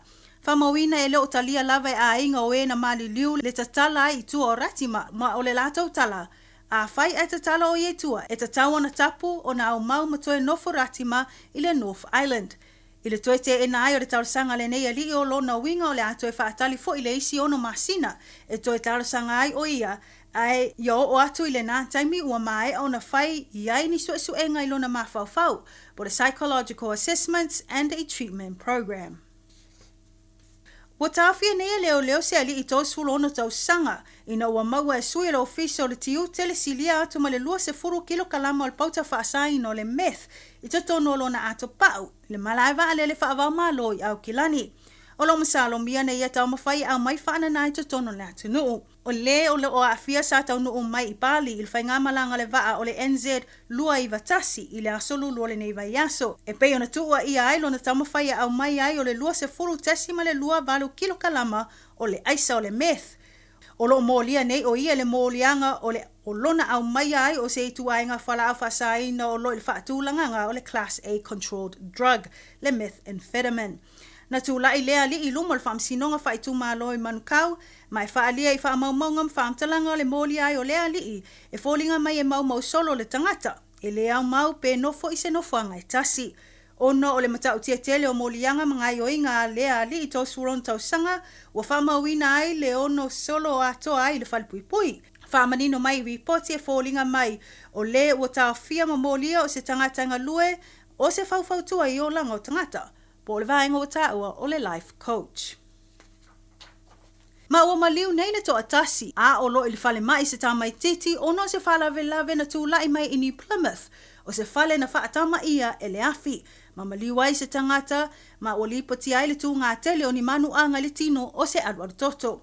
Ta ue le tai sifi le tine mum whalave lave whaafua sei po le fire and emergencies, na tiute le taimi na tūlai ai lea whalave lave ia Belinda Beats. Na tamawhai atu lo lato vaenga e tā ofi le toa telo tangata e au mau le no fuanga, mai le tō mawhai e hanga i totono o le fale, a o lato tau mawhai maa losi e tape le afi. Whaalia e beat na wala au atu lo lato o ofisa, ina ua toe o 9 minute i le tu lai sumatasi, e le tau nuu atu i le no fuanga, wa matua isa sao lava le afi. Whaamaunia leo le amata whaasolo ai o lato suenga. Mai tala i atu no mama ua forsia nei se i ungo le iloilonga al whaamsinonga whaavao maa lo le International High Court of Justice e tu saima le whina e pe ona laualunga i pea i le laulalangi sui ngonga le tau po le climate change. O le lātou tali whinaunga mawhola sanga na whaatino talu mai le tausanga lua o lua tolu. E pe ona avea i fo i tala wharaso pito i awai ai o Samoa mo le ulua i taimi i le whaamsinonga whaavao malo. I le tausanga na te ene lua o lua wha e whaopopo atu le lātou whinaunga i le amata upu. Ma o le aso na tu mai ai le iloilonga le ICJ. Ma o le lātou manatu e iai le matafa i oi whaalatu la fono si tete ma atu nuu. Ona whaatino ngā luenga e tu i titi ai kasa o ona, ma o loo a awhi aile si o manga le greenhouse gas emissions. Whaapea tau mawhainga i tali atu i suinga onga le tau po le climate change. Whaalia e sui o lea vaenga tāua le malo au whaatasi o suinga onga lo a awhi aile te lo atu motu, wa ia wha upo se vaenga so lia i atatau o tangata soifua. Mai le ola sa o loto ai i se si o manga ma le saonga le mu. Ta ua foi, a whaia le mulmulta ia pe au sia e atu nuutu langa ua whaata oto mai le pui a suisio manga. O lo whamawina le mo mia ai ono o lato whaia o ni ngā luenga ai ia vave. Whamanino e leo ni fola sanga e noa ti ai atu nuu po le non-binding. Pe tai o le lato tilo o le a whai lea mawaenga i sanga wha amalo si ai atu nuu masitete E o lātou muli ta ia inga o lātou sainia I lalo malienga o le Paris Agreement. Mo le sila fia o le nei vaenga na a mata mai ona o ni tau mawhainga a nisi o le Pasifika o ni tau maiti a onga na o lātou fina wina I suinga o le tau ua whape nao na a fia I atu moto o le Pasifika ona o whainga a atu nu te tele. O tātou telefona mo le nei tū la whaafitai whaafunga mai, tau whaasoifua. Tasi lima I watolu amo. Radio Samoa.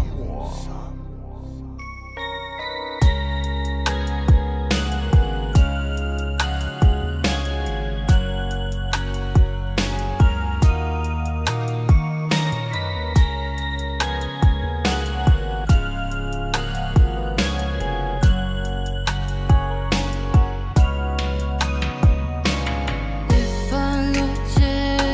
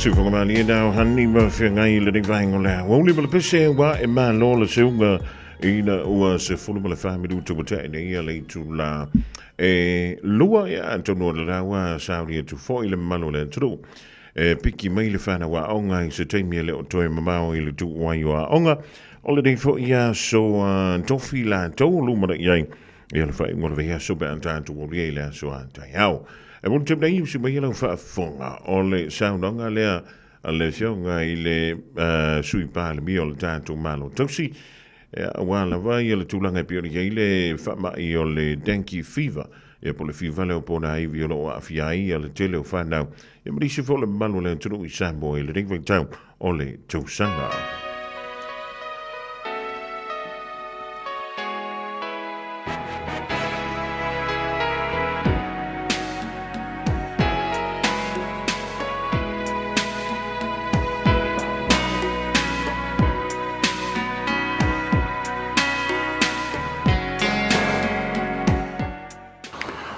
O te whaatala whātui le mai mua whaafonga mai a si o tātou atunu.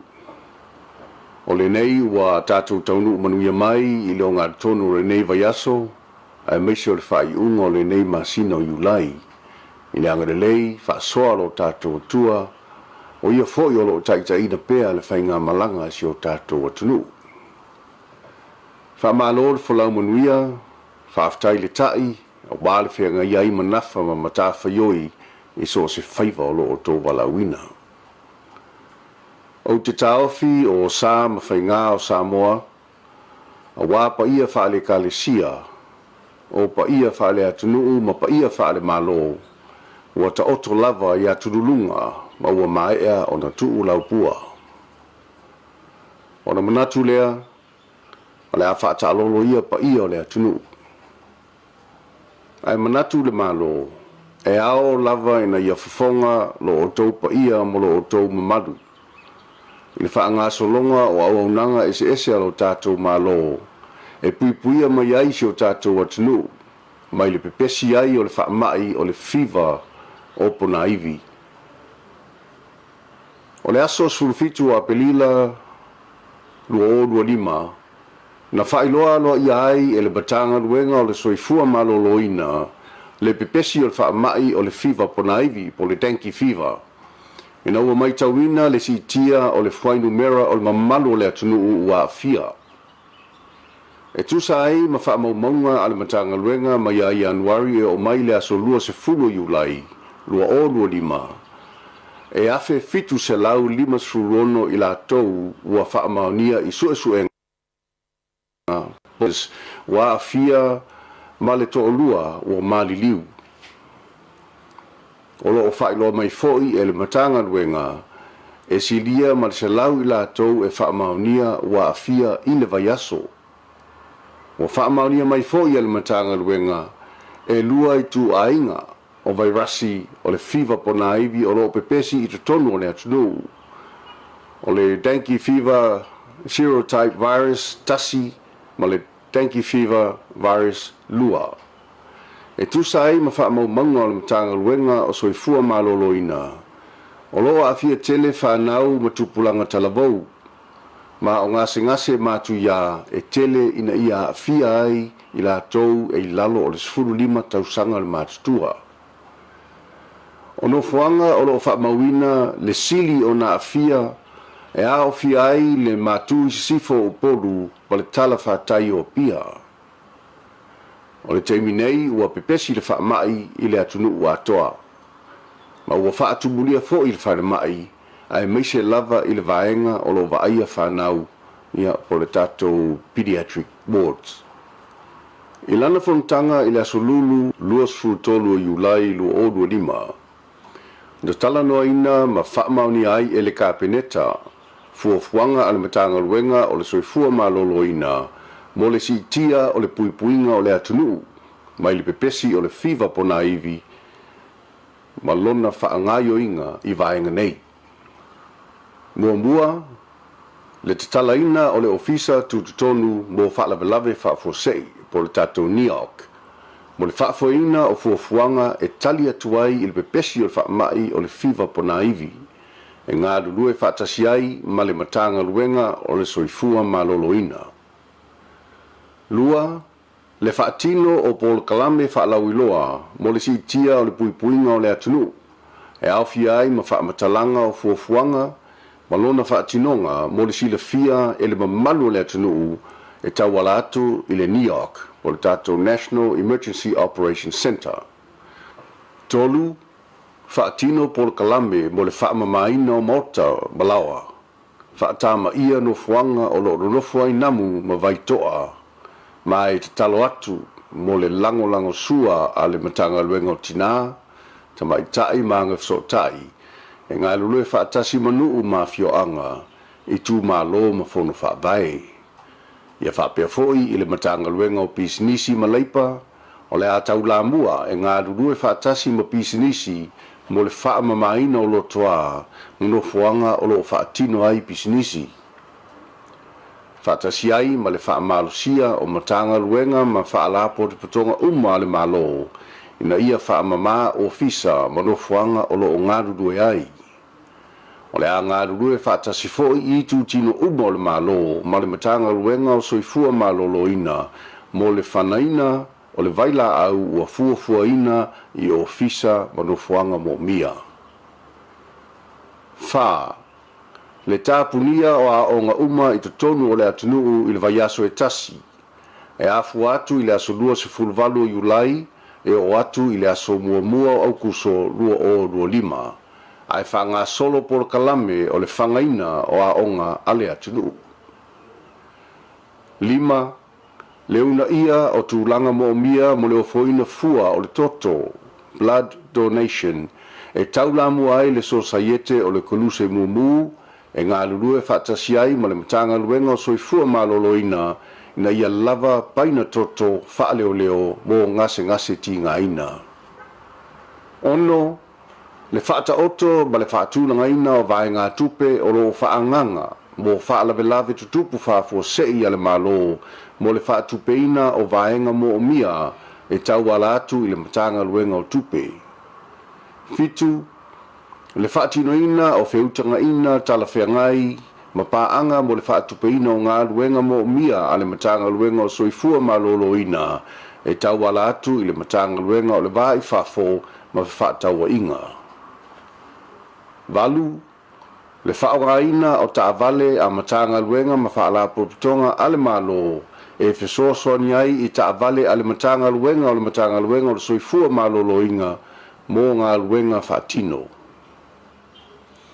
O le nei whaiunga, o lo oonga tasi ma le taiala, mo whaamai e whiawea ia e namu ma iniseti whaalafua po le Vector Control Strategy 2023-2030, ma le tūla fono o le soifua maloloina tasi iwa 5. E talo sanga atu i le bamalu o le atunu, pisinisi vaenga tu mo oti ma matanga luenga, ma whaalapo pitonga le malo, ina ia utangia mai le tualalo le malo, ina ia tātou ngā lulue whaatasi e tinaia le pepesi o le fiva po na iwi. Tātou maua pea le toa fi le mua le atua, ma ia tātou ngā lulue whaatasi mo le puipuinga o le soifua maloloina, ma le saunga le mua si o tātou atunuu, soifua ma ia manuia. O le saunwangana wha sui pāle mia, le fionga le sui pāle mia o le tātou turu le malu tausi, le fionga ia tuala te vanga Iosefo Bonifasio. Ia, o nisinau vaenga e aona sila fia le turu i le tūlanga, e pe o na ia le puipuinga lava le o le saunga le mu, o lo tātou turu, mai le pepesi e o le whaama i o le dengue fever, e pe ona mori mawina i le reifo i tau wha mai se langanga o le tua, i a inga uo mai masani, ia ona i whanau i e to lua le ta ua mai ua mawai o lātou soifua, ia i le wha mai nei o le dengue fever, po le fever o pōna iwi. Los fulu tonu midu te o te aine ia le Julai lua sauri antu mātua ma amata vale, e piki le whanau a onga whai mani e lo sa.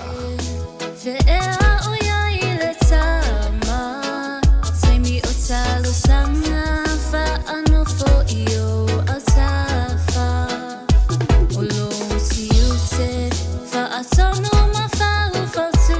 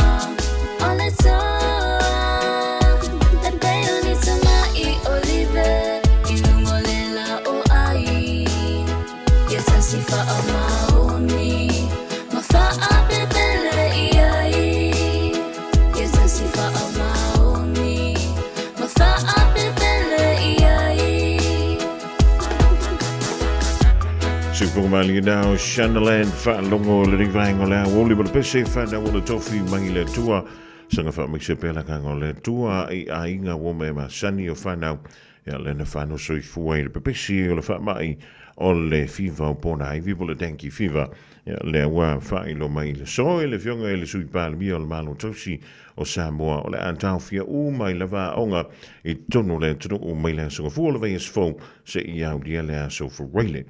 Ja, en dan toen nog voor mama voor vrouwen in se Chile ole na. Wow. Sorry. Ook de man toe ja, sola le poel le poel voor le poel popo. Yo Pole le fia ka wi fe ora ka nga me fo kwa u manga fa ka wi fa volela. E pa el fa sunga munga ko inga ya mena o tanga me pa elenga ka yo ese nga mo singa kin. Ia e makuanga mo sua mai lava maletanga me. Ole me vo te antai, soli. O makua inga kinga ngamu avantu I Samo. Te ilo e enjoy pole ale pusa. Foi le fa asungam. Ia wa tanto ia telena to fa me o foleo. Ia I fa fo I tanto fo le talibano. Ia e kawanga I mo so ka ngam po nga fe lava o Samo e ki. E se le mo mi ale ai la stainam ia mga ipupu fo I se sfuru ia ona tataula ia le ale valu io se furu kurga mu ke moya I kano fai io e ke moya no fa no ia parpo le mo se ngamu lo ve ai ole tulanga na o lo fa mal sia mai ole anga lui fo I le tele o matanga wenga ale malo I Samoa le dava yeso asau ia e tau mo fai e fa mamaina no fuanga o lo mo fai le on fa fai le ia mo meo namu I to tonu o lo tantu turu I Samoa ia o tanto ia sa ni malanga antu I Samoa mai ni usele nei ma so se tunu o le lano lang ia e mautino e te alu va ai lau fo ma matapena ni au fuala au e te aluma. Oi, ia wae, a whai o lewa se fulu tau sanga te lik toi o i Samoa. Ia e le aila wale toi masani le namu i lau tino, ia ma lau toto. A mawala o ingi ngā mufu i se whapeko, a e kangolo la vat. Ia, e mawhai ona a vea ma infection. Ia a le leila pe le aini au fuala au e tau mawhai i tine ia i mawha ma mai. Ia loa tino e le teimi a whai nai o e le namu. Ia le no inga i te le ale a whai nau tātou. Ia bale si ale pia a vāinga pi tusilion tāua. Va ai le travel insurance a le toi ina ma le lo matua. E mo i e tonga tāla i titi e le pasas. Ai a fuala i le teimi e toi mo mi e le vaveona e toi fo i mai nei New Zealand po Australia po o fea level e turu o lala. A ole menta wana wai i le vāinga lea. E mwhai ora pui pui ai tātou. Ia ma vaveina e toi fo i mai i au nanga wha asoi fo malolo ina i antunu i fafu. Ia wai pe ia o le mena le e manu pui pui ai le tele o tātou i nei entunu. Ia ona ole le lei o le tūranga i pio iai. Ia le tau singa o le soi fō malolo. Ina mi se le vale o nanga tau whale mai. Ia entunu e mamau. Ia tala whantua ia lenga tō tunga vape fo ia to ele to le pai ia li pele. Ia le mafu to mani nei ia honi. Vape fo i Nielsen fua.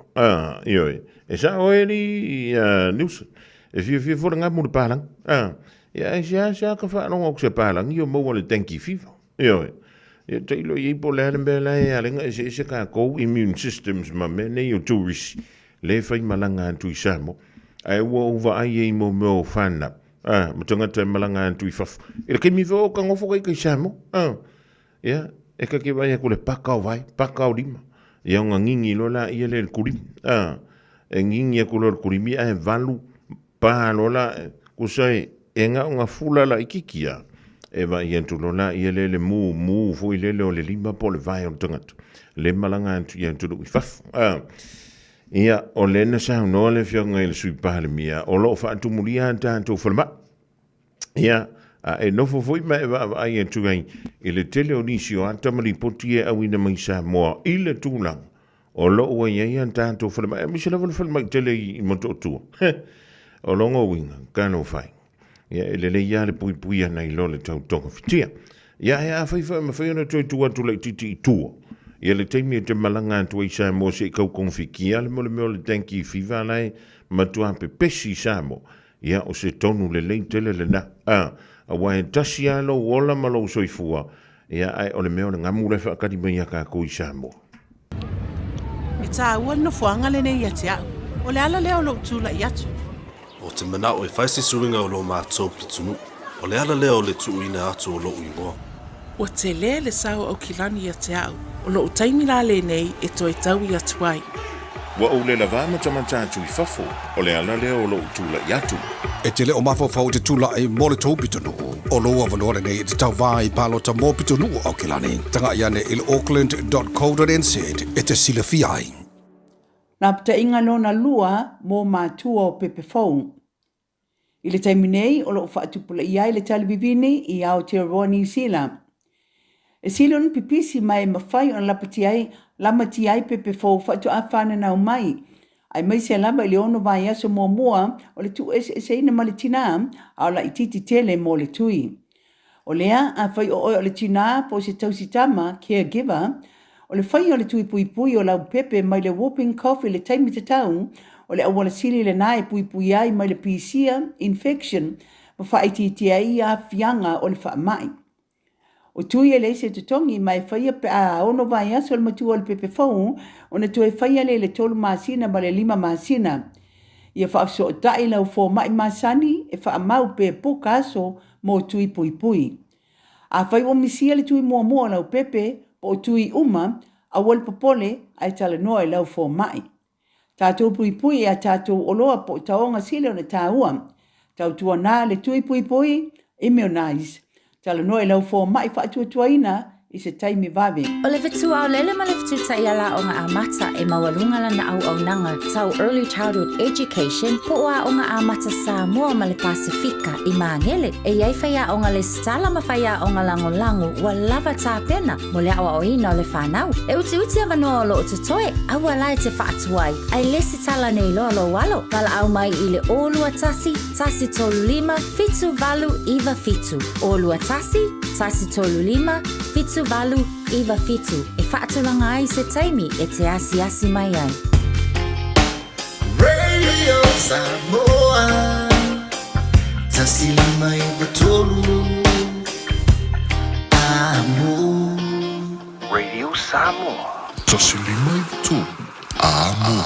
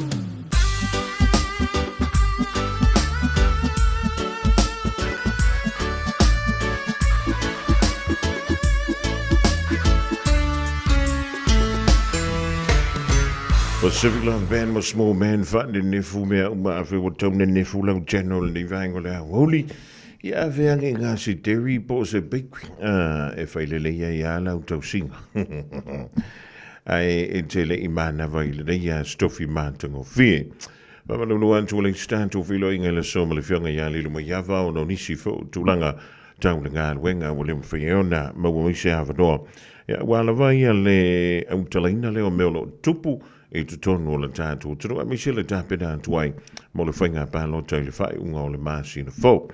Ai e le whaataloanga sa whapele o na whaatiroina ma le sui whaolioli o le tu malo whapalo tale o sanganga lua. O loo ua mai au na le stale i lalo le vanga whai le sa mo ua poto poto. E pe o le le tau mawhainga a le tau whai a maulolo tawita a mosa. Ja, maar de jongen ja lilo maar java mijna vai is ja zo alle nee ja va ja zo ja wala vai ja lo si le fia mo lo tanto i lo fo ja alle de ja saam dinge maar le ja ta bedanga mo le fa mooi il venga pa lo tole nee ja to sang maar de toe alle to van ja mo lo le sa pale mai le to fia fi pole o sanga nga lua e to tono le vang fa ja le chapi people vang pu ja to tanga ile Pai inga lona sfumma le fitu le futua mai antu nei. Pita, o leo ua mai o le momoli e lona i tumalo. A nga i le vahenga whai fōlea a le sa mo ua poto poto. Ia, ai se i saundo pēr le tō wha, pe futalai e le tō whai a maulolo. I lona ia fo i finangalo ma le finangalo le i tumalo. Wala i ona whai a le swinga. Ia, mo le tātou si la fia mo le tātou i loha. Ia, patalo whātu lau tō wha maulolo. Nei whai vai ngō le aso. E lo whamleanga nei na tua. O le pokalamile nei mo le Radio Samoa. Ia e presisili e fōi i sui awai matau vai tato whenga pāleta o Lomani. Ia sa nātou fōi tirtilo. A le tāpenanga wa fōi le alo atua i whenga pālota. E meisa i ala o le presili fōi lea i sōwhina ngalo. E tusai fōi o le anabatau o mai a tuina mai am tu vai na fa fai o se tu lang o te lo na velo aso mai le to vai na tu lang ale ya ai mo fa pe atu sa ofisili i na o to fa o le ale tu lang o i tapena nga mai lo tu malo o e seki pe fa le seki o le tu lang o ya fa ftai di lo foi mo le ava no foi wa ka filo ai le mai mo mona vaku sa ufa karo fa foi le pa yem le mamatu sa mo pot ai no tupu ai no nofo mai no papa ya me se foi le no fo actula foi ya ko mo pole ma o po foi fa polo ko finga o sa mo ya o se fa karo fa tu le manu le tu o le fesidi ya o lo foi me ngai di lo me ke o kapena Ke kai e mau ki mo po la ma pa war me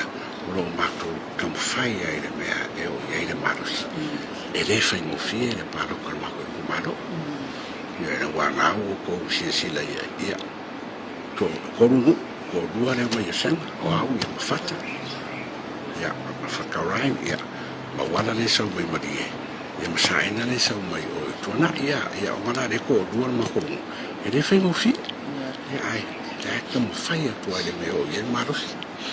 O le tulanga le na tau le tuang fa fai. Ma e foi le ese foi le tulanga sa mon ma wina le so le fai le fa na do.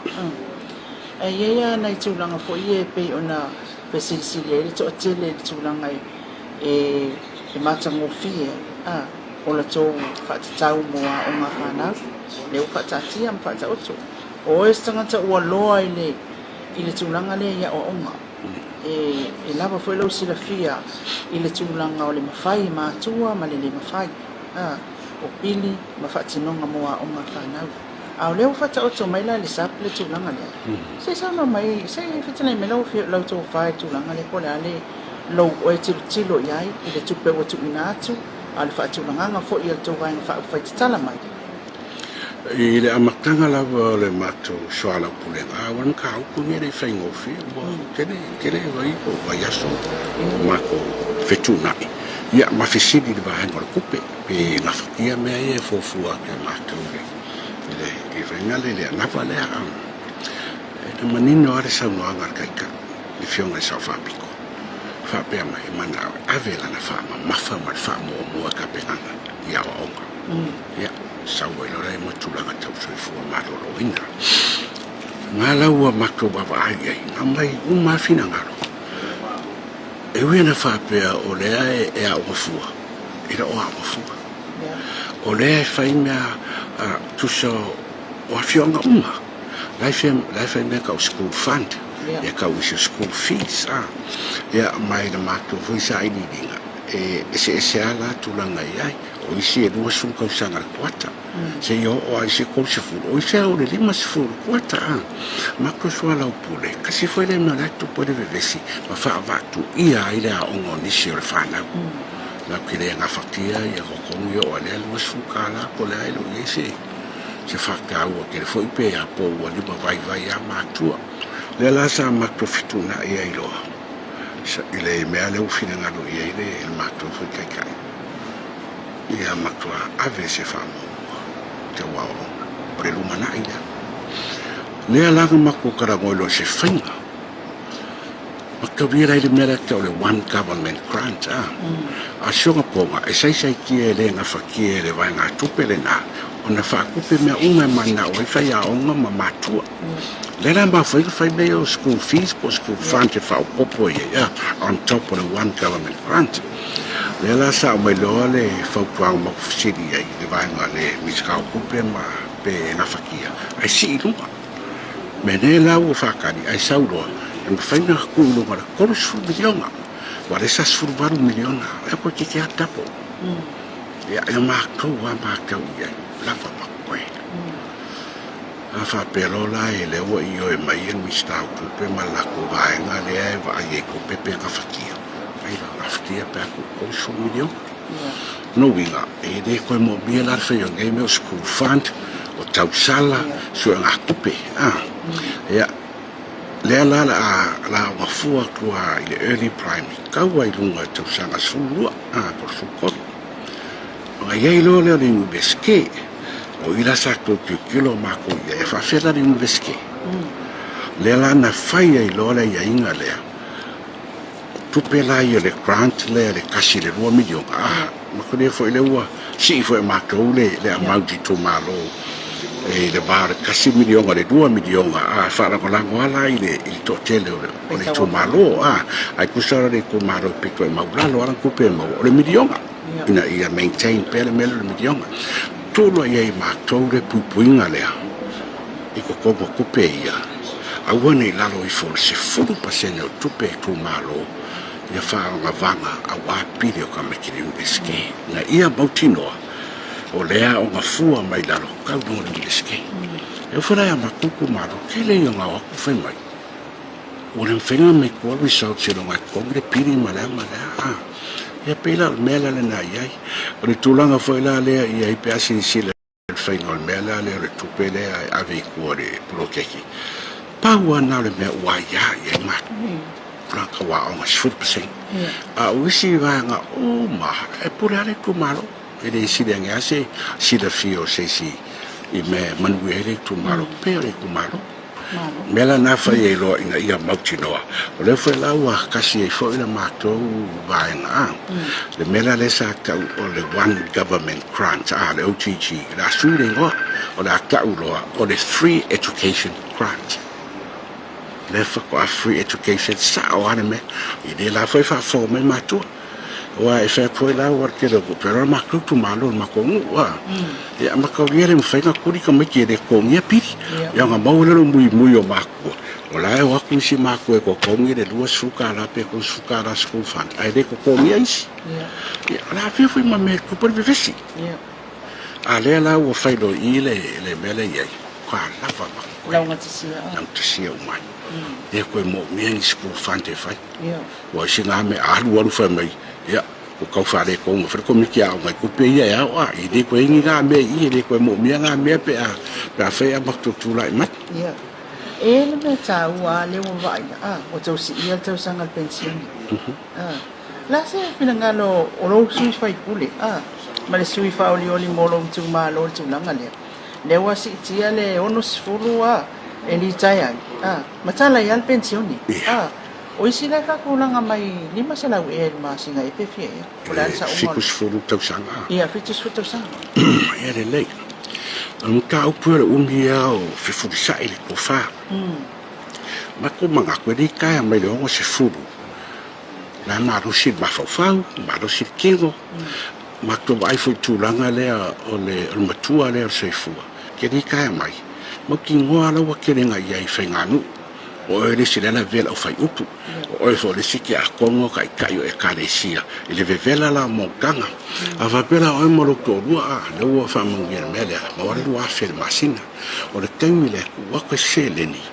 Ele não faz nada com isso, uma calcara agora, eu deixo com o vai de caia, só uma calcara e faz uma, aí deixa me com aí o upo, tu só me lá ele balosi, pronto, só lá aí, Makova vai foi lá feito se fulu onga lá sa Makova kadi ya kurang ka kupe ona stari bai ke o Makova ve vabe ai fare ko kasi nga menga ko i fala u le matu ada vatau sa fakari kadi pora se kadi merkala kupe me o mange ma ke fa ke oregi ala tu ya Makova pele feito se fulu ka usanga ke minga o keringa apo foi mai o tino fare lava le malosi che fa ngofo fare ma le ya pela le ale che resa nga che recupere la ya wa fa ya tu le malosi ya ma ka rio feida o ka ko la ya era ma ko fa cresua e che ne ya ku le life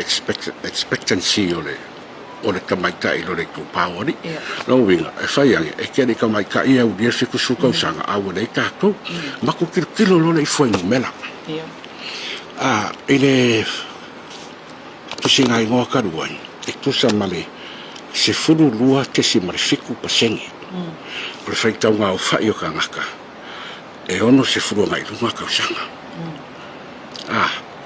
tusa la fika iai avera ni lima se laure e tusa po se mea o le tusa e lufuru ono afe kangaka iele le expo nga le ongo suru ngai lunga ma ko kilo la ia peseta ia kangaka e soi fuot fiku suka usanga sore e kilo pa u ma sulu ke se fiku pesenge pa u ngale di ma ke se mare o pesenge ro winga a suma kasi afi au fa pe a fai la fa ko a vele lima se la u de e de fiku se fu e ke kala wa e de la ro ifo e se fu fa se kangaka e abaku o e se la langu wo ye e mo ki wa ke le ku paori e wa sira nga umia e aso so fori ku pa ka mai kai tu sa foi fa ma banga ya o tu fa pele ka a feira po se furfa fe de ma se la ka nga ke mari di de vale o no su to sanga ma fiku su ka sanga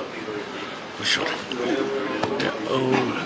ma ku ton fai lore e se fai nga karo sia nga fakir ku la ka kupe le langa sa ma ka ria la fa pele pension ke e ku akulo ko sfuru tausanga e le lalo i forse lau di masuongo milion ar ku perua ya ma ku fakari pora se kari mela ki ia mal to ba o au fe me en afakiet ku la ngale kar ku peleu ku la ngale le ya se pe ya ma ku ar bueno ide awai sa ye se manatu fa pe ka ku ku yer fiku sfuru tausanga wa fa si ma fa ku la ka ku pe mako ma fau mako mako mo kere ngai o usuru no ka usanga kuranga la le fenga no e karesia ke mi konga le wa di kai mai ai bore ko mo sa regular income sa ko pe ar ke mi nga o sa fai u ko no ko le karesia o fe ku yo ai mo ro maros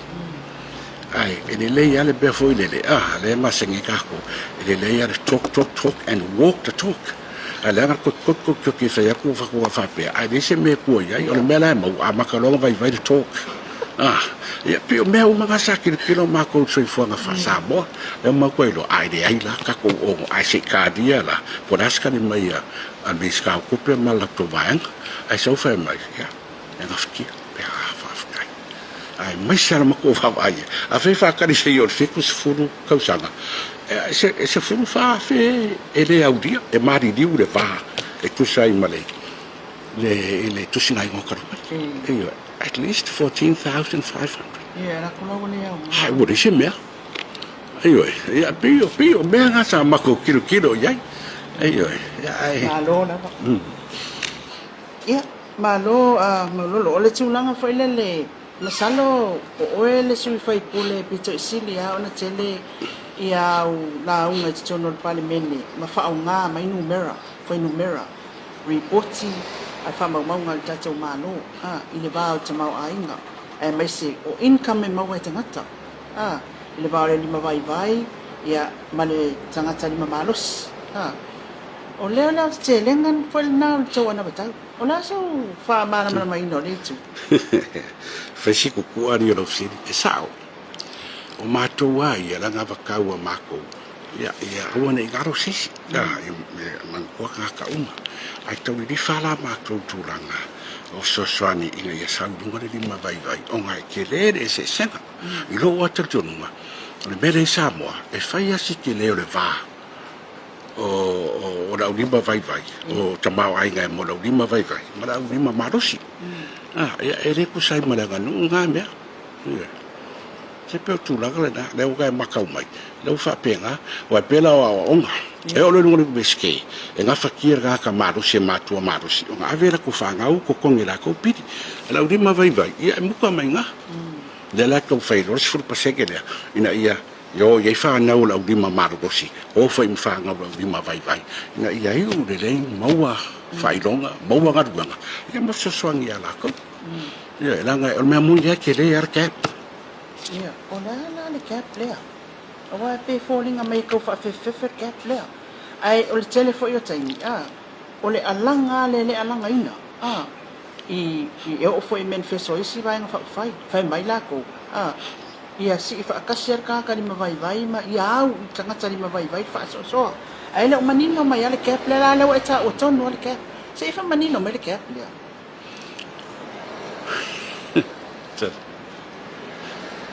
Ai disi lo loko na ofisiti. Lilo, e iaile, sa iaile suenga, le review sa fai, e le lua afe, lua se furu. Le malo. Sa tau sa ini iaila, po whape fea le whaatinongo mea ia ka o sustainable, whainga le development goals, whaile le ia le UN. Or kai miranga, lai ai ia kai o pakinga e koru le maro i kasi. La ia tula epa, ia papa stui, ia lai ia lauri, la MCMA. E ia ila le vaenga ngai makua mangingo ma le ripoki nga, le ripoki nga ka ua le Samoa Second Voluntary National Review. Le ripoki la ngai makua mangingo ma le simela highlight mai ei, e whapea, e ke le cap le vau le lima marosi, ma le lima vai. O le mea lai sau e fuengu, mea lai sau ai, o lo whapea mai. O le ke le o le income inequality, o le income o le top 10% a Samoa, e sidi aku i lo tupe maupo le income a le bottom 30%. Na tanga i rei. Kuso ko kongi po kupe maua, a se fupa sengera e piko runga, e sidi aku i lo kupe maua tu whaatasi, a le koi fupa sengera e piko ila. Awa tanga i rei. Ioi. Er kulanga ra kakoanganu, e le ai ir kakoanganu. E ka bufai ia. Ka ufai ki kier vade. Awa me foi na lai sau ai pe o le fengale development ko longa se fudu. Na sau le me fa penga, ia fai ki kier me ka inequality so se me ia ke le o le income inequality le sau i. Le ala ka ufai ko fainga ia.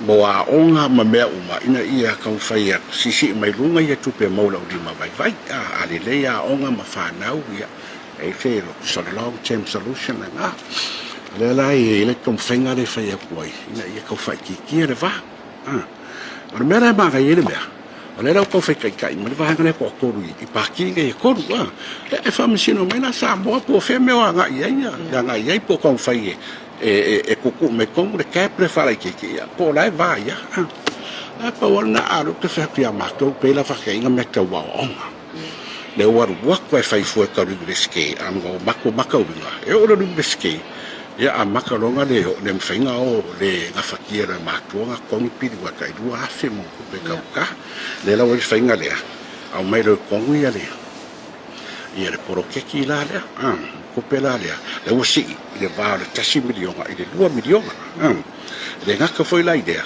le fola vai le manifesto o kulanga i ka walanga adwe le la koe foi me ngar whakaanga me whare i le LTA wai tasi le vai ngā kupe sake le ngaru wai kupe porokeki le milionga le lau koe sei me kongu i le LTA lono winga o ke rea la kupe lau whaavanoa whaavanga mo mea ia ai mese ala mea ta waonga le wa e ta o tonu ale tu o le whaila te anga te le spesi le anga nu le ale mea le anga nu le whaingi le kia plale wa le wa e ta o le anga nu o tatou anga nu le a Samoa se fa manino mai ma le ia o ngā le anga nu le a i le kou anga wakau man tamau ai e sao e manko fo ia o mena i lua lai sau me kon whaavai me o mau whai unga whai ar malo ma lai ma manu me o mai tu sa matu maanga whakero siano matu maanga whale anga nu o le anga nu o kere i ur whai au le anga nu makako kupe maua e ere di poki le ua ngana e te kongo le kuaka le ngai ai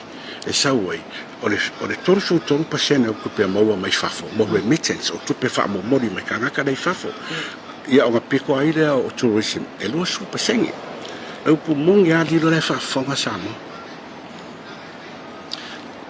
e halanga kere kupe wha mo mori mai o no le malusi o le bond le nganu e ainga poto wan kei mira COVID numa kua maua lunga e sea kupe wha mo mori mai fafo a hau whai maua wanoa wa vai kua kere kaka mai fafo e mai whai makai o reunion a inga so let's go back to your roots yo upara fa yo New Zealand ko vai foi lá le alu mo me party fest ma me lai fa New Zealand ma me pena kura ngora nganu ko sala ale leida nganu oye o fafo kere foi de manatu mai ya sa ko me le lo fa ngai yo ai nga lai fa mo mai e make lo ma fa vai la nganu vai roka ko pe ma wa mai fafo ya nga fa ko vai foi ai le makto fakau ma me fa de karia ku foi ile mako me ngara foi nga kurko ko o palauti tasi na me le na mai tawina ya le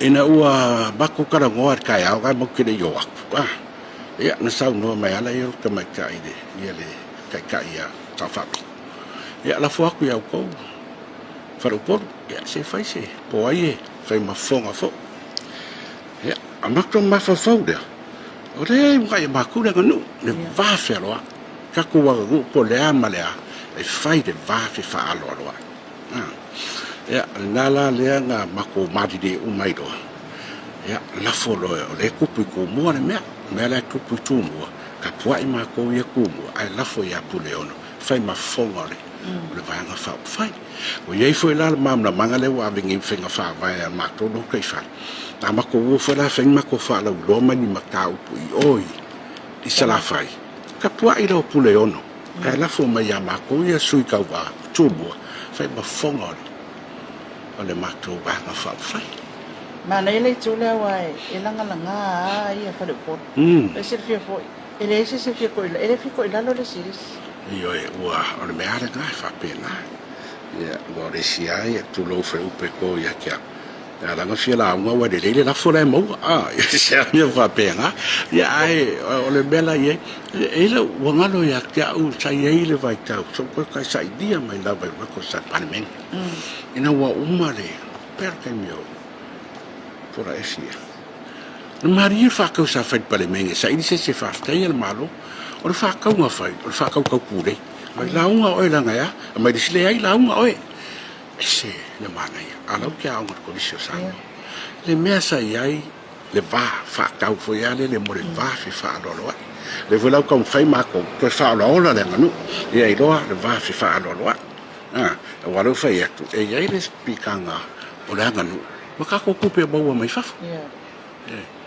e mfeno ta sai dia mai wa nga na ire si pepa nga ko wa ngai itsa fisili ngai mo me o fono ya malo ya pacifica fisili la development partners pe se vai ku ya fiki o le ki la ko kupe remittance mai fa for ke me ko ke me Samoa o kalmo ke kan fai la nganu O kako atu risi e mai mai fafo tatu tangata. Ia, kako kangaka. Ma o pe foi la fa mo mori mai. Ia, o kako kangaka ia ku mala RSI. Ia, ma pa mare o skadi. Ia, ko foi sa uma. Ko ke o eselo mala ngon ele a lofa mo va fa ai ka pok. O ia nga. Sa menga iro maku e fafo so ke ang sa fo yo ki kai au ko ki uma ka fio ana e ko mo ai la fo mai. Ang kayo ra ngano. Malo na ba? Ya, mala ofisiri mo muli ali mo lolo. O la na sa umi ngol ko ba nga fa ufa. Ya, wow, according to Papa Stewie. Wala may ko inga. Wala ino para po le supo, po le sapasui. Po le sapasui. Ya. Ala so we finangalo ye tulang. Ya. Ese se go waka ka po. Ya. O fa pe. Se fa fe kai lava, yo maktore mau e fa le mau e baka. Ila una maka o ke fa fe kai a Papa Stewie. Onga, o la so songi promote ya maka. Ile tu le. Maka ni foi ka ko dilo. E oro nga ko kele ngi si se fongo ba kula ale lava be ai. Fa ba ya. Se me sapa suia lava ya. Wa ai uma ka me ke ka ula maku ku O le ra fa pe maka yo sapa sui. Ku sa ya te au. O la wata tino e Papa Stewie. O le maku manifesto ma me e fa pe o sapa sui. E ai uma mai arfanga o ki le pepe ka wala o maku. Tu sa la ula nga ki ba pe e maro ko ro pulo ya Stewie. Ku sa la wanga promoting o admit Stewie nga ya. Me le mak fa ya koi. Se pe o sapa sui. Fa nga uma mai pepe mala. Ka wala o maku ring o lo. Wa ver me mar sapa sui. Ke su ko su se mit aquela dia ale me kawa pangar ka mafa fengo ko sia umaya tu sala ila ula fa winga ko por winga lo loko nga la o mai e tu la e pa fa pe mai mo ia por e algo war mako koula mare pe renga ya por pe algo wa muka au va ia ku de mere sa wa fie me mal ko e ona fa sa pasui e sa wa mai da ka u do la maku so e ne ya ka u te fie o ka masingi u Papa Stewie nga bo meu fa do ki finga me fa pena ia wa we se me ko inga ta se si o te fie ia malo o sau sana muli ko yo fa fonga tata o tunu na salinga ia mata i sabini ase si me o e fia tarai mai e wasa mo na mai mo na fa tai e pa wala me fa le ia pe no fa ku ta penanga wai e for kai mi e fa la u fa la u lo mato tu malo ia e se foi meu que anga e tu se ma me e kala fe ngai mal mato ku malo ai pauale ia karsia ia manuer fai nga fifilinga le tunu e pauale me ale tau ka ke kakalo kai ai ia yese subing ora ngana me sei dungo penga te fai lang wa me le vivesi o le fai fo resi me alesi a ur fai ki o ko fu peda siri mai pola so vai ia ese ia ka wai ala uri malato fa la wi lo me la to ke e manatu lato e manui ai sa mo fa penga fone sa pipi la fe me la ko me manga ko manui ai lato e le fengo le cash ma me ia ave ia se foi mato ba ia mato ke vai ile long term solution o le dima vai ia pa wala me e banga ir ka alo mama e wori e fa le anga fo si le si fa pe fo la fengi kala de si pela kala a Papa Stewie le fa mai ia mo me suanga fa pe nga fa por kiki ya ai le se me alfa la blave se supporta sa le ka wo ke le me e de le ya mo me fai tu arga ngana war me le ka fai ko ai fo ile pine fa ma le me le wo nga ia ko ma ko wo le ngana ko ke fi we fa me kala ya ma ko le se tati la nga kasi le nga me la swala o pule le bakto lo kai fa a fa pe la wo ma to mana na e avele nganu a maka Yerusalem bangarwan maka ya mako kai kai fiu upe ma sosie mala de kat e po fa penga foi mako a fa pero ye sesi o fo fu ma kwa fai mai interview o lo vai ke le kare ku ya anga le on sa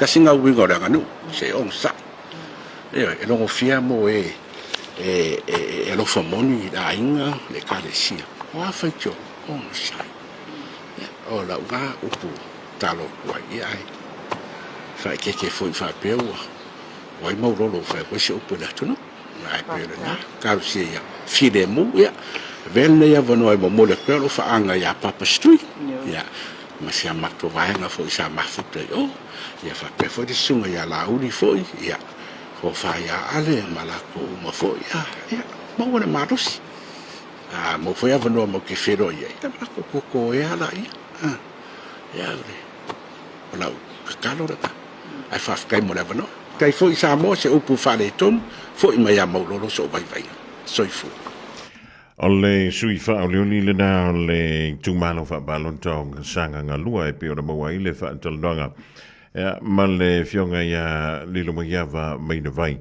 e tu sai yo an ta pedanga i tu tono le lo tu fa le vai ya o le vai fa fai alle Samoa Uniting Party po le Samoa o poto e pe ona se mai le fa tu le JPP le ana ia ngalue mai pe pale mai le tofia fi pule le tu man lo ile pa ia inga lona se fulu mal fitu ona tum fi pe le tan tu wana leo o dan tu ia ni si fa tolonga Mauricio sui fa unioni ya mai I fa le tu po parti se tono le tanto tro I se so mo le was fulu minute o te nei le tu line tolu fa malo atu matua ma ta le na ya tu piki mai le fa na wa onga ile tu wa yo onga le stofi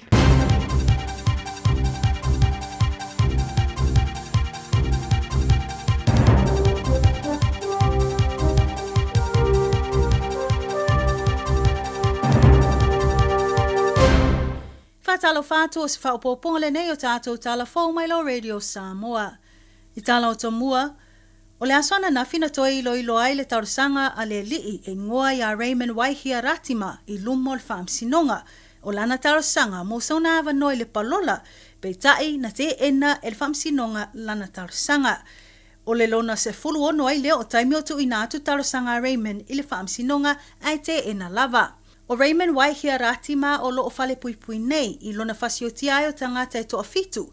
Mo le silafia o le amta apuna lau walunga I le vaitaimi o le afe I vaselau I vasefulu. E pei ona ia fasiotia ai tangata lona ainga I le tausanga tasi I vaivaloa. O e na maali liu e au fiaila na whanau e toa tolu. E pei ona ta ue reporti mwhamaumonga o lana whanau tamatane. O piripi fitu tausanga le matua. Pani 5 tausanga ma Stacy 2 tausanga le matua. O le isi to a whao tangata o le ainga o lona to o lua po o na in-laws.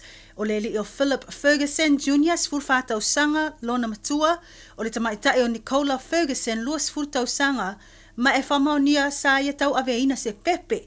Pe na maito I le ataimi na awhia ai. O le isi tangata na maliu o le to o lua o le tamaitai o Nicola le li o Bevan Tepu lua sfultasi tau sanga ma le la ata li I toru tau sanga le matua. Whaalia I whamtalanga o le nei whaalawelawe tūngā e uma o na whaatino Ratima le sori ngā tūlafono I sui o le ainga o lona to o lua. O na whaatali leo le li I lona to o lua o Tony ma nai o na tua a ia Philip Matabi Ferguson. Ma e tā ua I le tau nuu atu wai o Tony ma ona mātua I le lātou whale. Ai o so whae loa e Ratima le tua a o Tony le ta mā ia Philip e whaonga ai se pate ta alo le softball bat. Ina ofesili ngiele laulau a fono lo ilo ina tu langa o palola. Ia Ratima le mafua anga tonu o lona whaatino ai o lea sori ngā tu la fono. Tali le li 5 sufitu tausanga o le ova tele o lona ita ma lona le fia leo o ato whaamtalanga o le atetea ma lona to o lua o tauni. Whaalia Ratima I le nāwai taimi o lona lava mawhauwhau. A le mawhai o nei ato e mawaina lona to o lua. E le aise I se nate mafuta atu ai. E pe ona whaaperetani eina, if I can't have them, no one can. Na whaasala le to ese Ratima, le unga e solo ato le whaipui, ma e le anga wa le palola mo le se fulu tau sanga. Ma le mawhai ai ona ia tau sanga mo palola o lean lava na whaasolo ai loa ana tau sanga. Ai panga e le manuia lava ana tau mwhainga. Whamawina e leo talia lava e a inga o e na mali liu le tatala I tu o Ratima, ma o le lātou tala. A whai e te tala o ietua, e te tau ana tapu o na au mau matoe nofo Ratima I le North Island. I le toe te e nai o le taurasanga le nei ali o lona winga o le ato e whaatali fo I le isi ono masina. E toe taurasanga ai o ia, ai yo o atu I le nā taimi ua mai o na whai iai ni suenga I lona mawhauwhau, for the psychological assessments and a treatment program. Ua tāwhia nei leo se ali I tō sulona tau sanga, ina ua maua sui le ofisa o le tiu tele silia atu ma le 2 kilo kalama o le pauta whaasai no le meth, I tono lona ato pau, le malaiwa ale le whaavau malo I au kilani.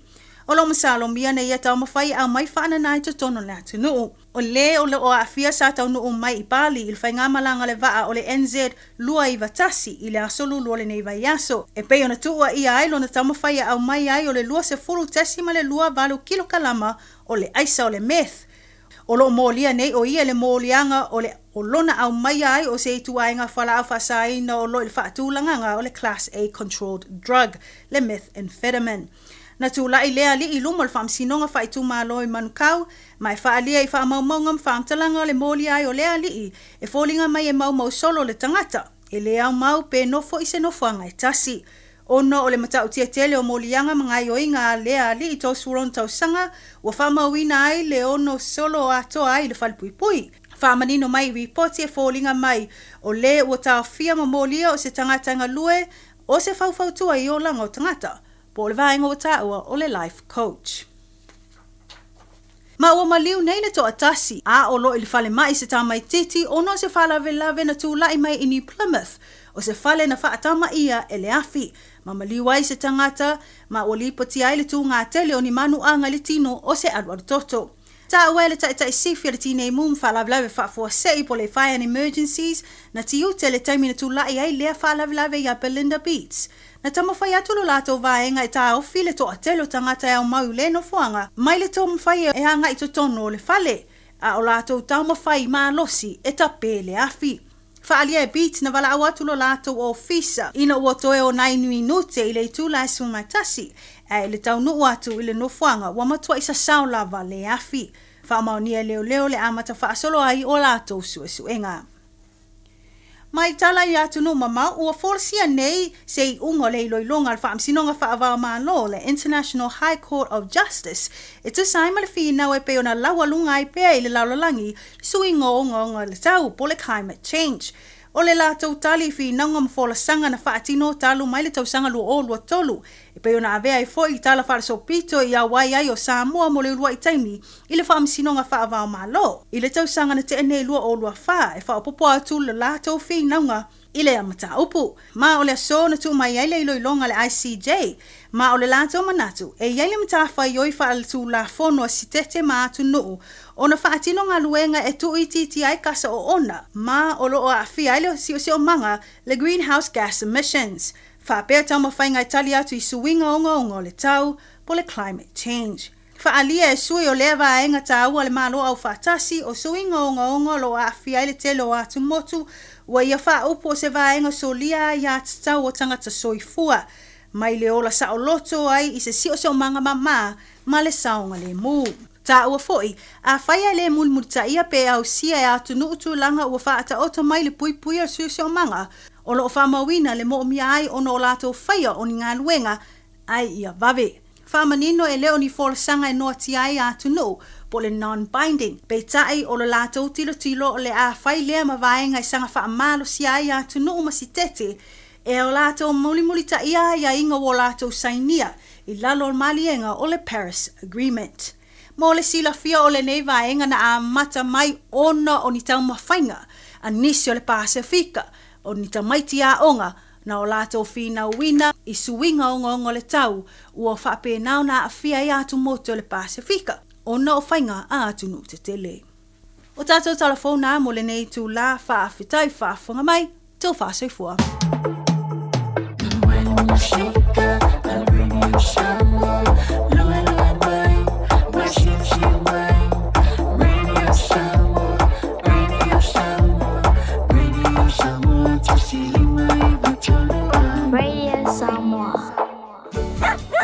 Thanks, Pup. I'll translate. It's almost time to vote in the local elections. Make sure you're enrolled and your details are up to date by the 1st of August. Go to vote.nz or call 0800 36 76 56. Brought to you by the Electoral Commission. Matau te whaia ni fo aroi le aso lava te whio mai ai i le Shine Dental. Ai e inga whaapitoa. Matau te salia le Afterpay, Zip, Q Cards, whaapea Wins Quotes i le Shine Dental. E whaia fua whatalanoanga ma le ACC i le Shine Dental. Le aise tongi mo whanau i le bao le se furulua i le se furuwalu tusanga i le Shine Dental. Talanoa mai le tongi ino le whainga o nifo i whaunga ai le Zip, Smile Now, Pay Later. Le aise tului i le Shine Dental. A whio mai le 5 Great South Road Manukau pe wala au le lua fitu ono fafa. Lua fitu ono fafa mo le Shine Dental.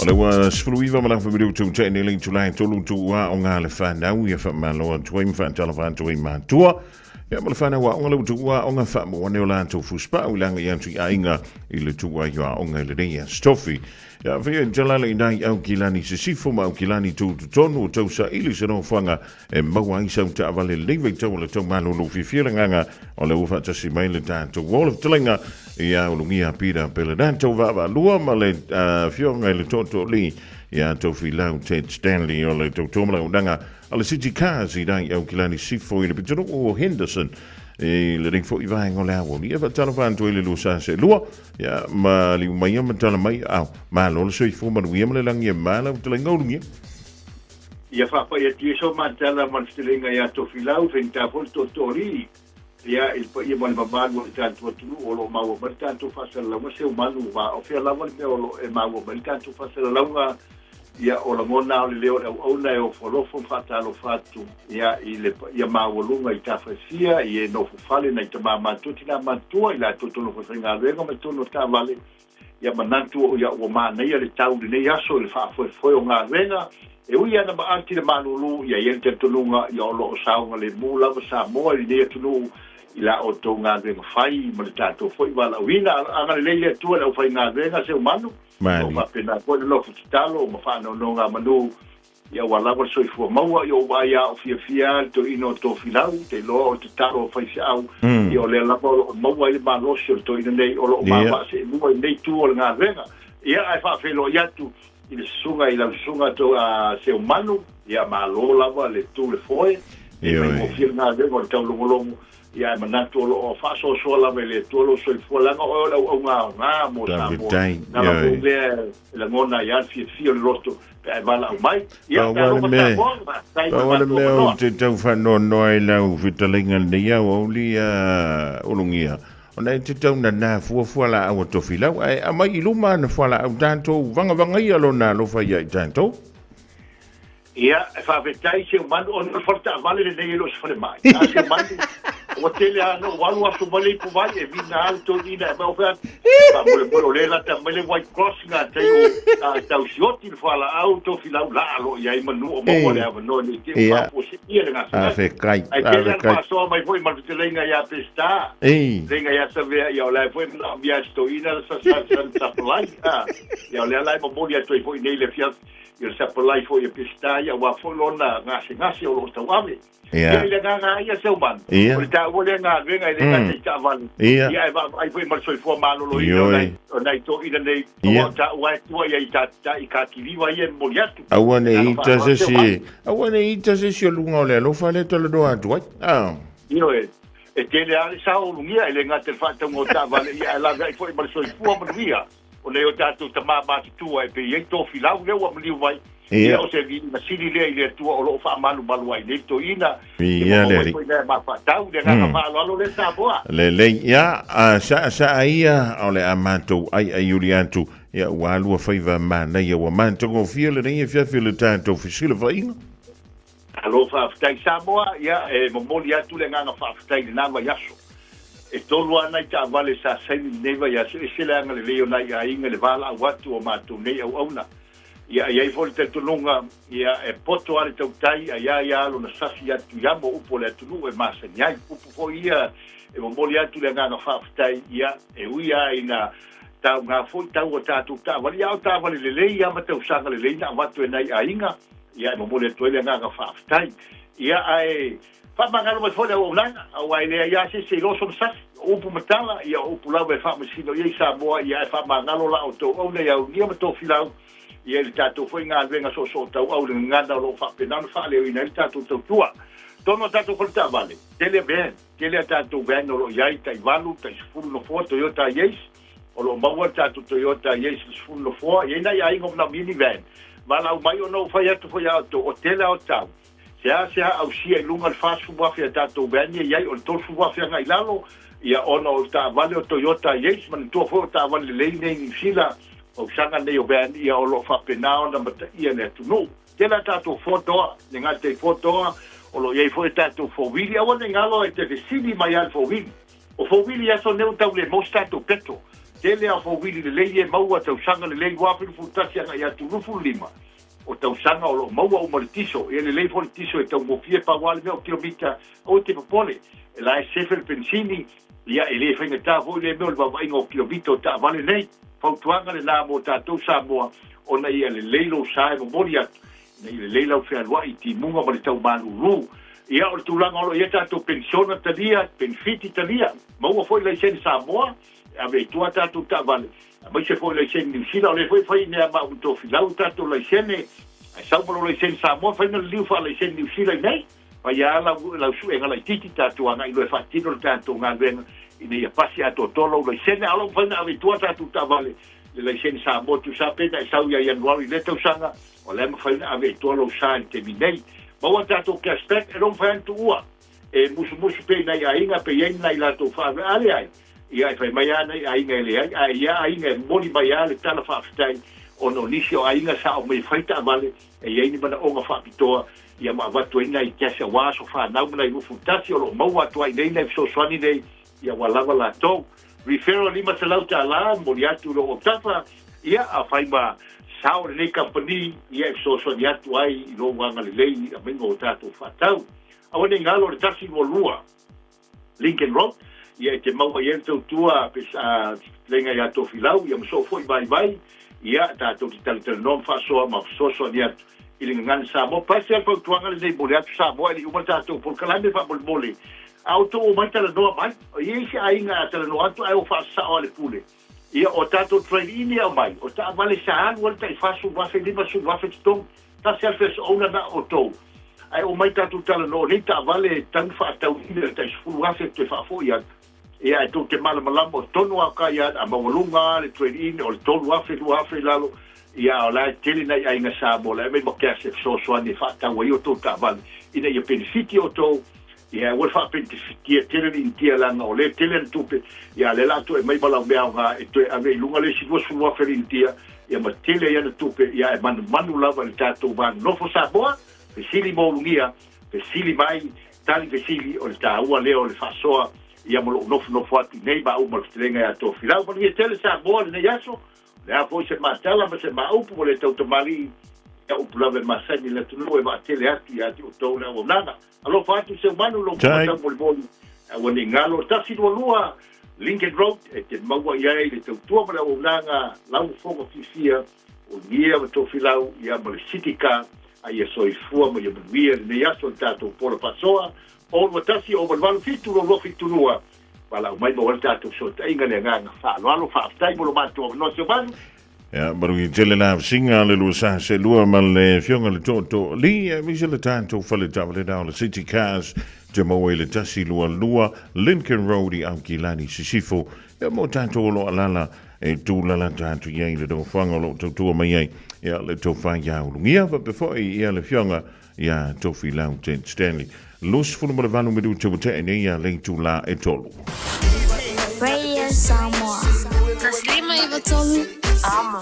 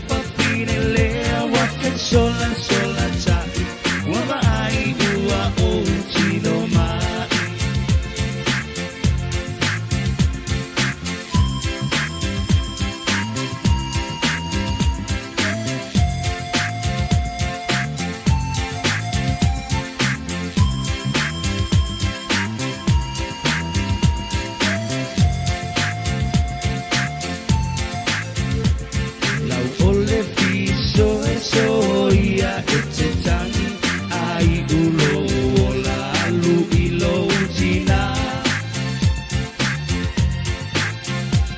momoli o alo fai lo uainga uamali e lo ulo toi lau tau singa tafia ai e ise mai salo tafia iwe ise sua pa ole papile leo wate sola sola tai wama ai ua o tino mai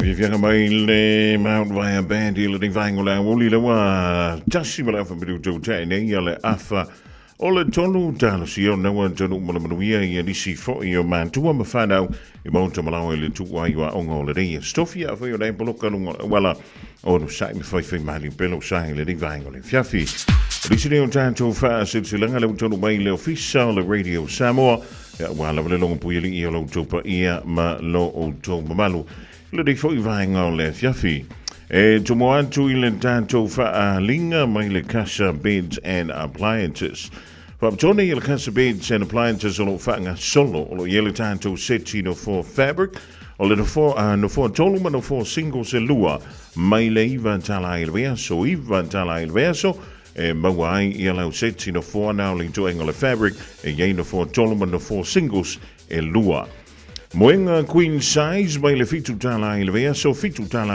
mawaila moenga queen size bed. O le iPhone 13 se fulu lima tala il verso e mawaila moenga na queen size bed. iPhone 13 se fulu lima tala il verso se fulu lima tala il verso e te mawaila iPhone 13. Ja, maar le smart TV lima disi lona la tele il na o le se fulu lima tala il verso lima disi le tele o le TV e te mawa ile se fulu lima tala le pimeni ile verso. Io a fione lo dai le fa fitu fa Great South Road e o Tahuhu e o le tolu fitu viva Great North Road e Henderson vala yele over selau lua lima fa valu over selau lua lima fa valu o mile lua mo Tahuhu e o le tasi mo Henderson fa ilo yai na e fa fonga le Radio Samoa le fa salonga mo ai sa me alofa ma le o danga le Casa Beds and Appliances.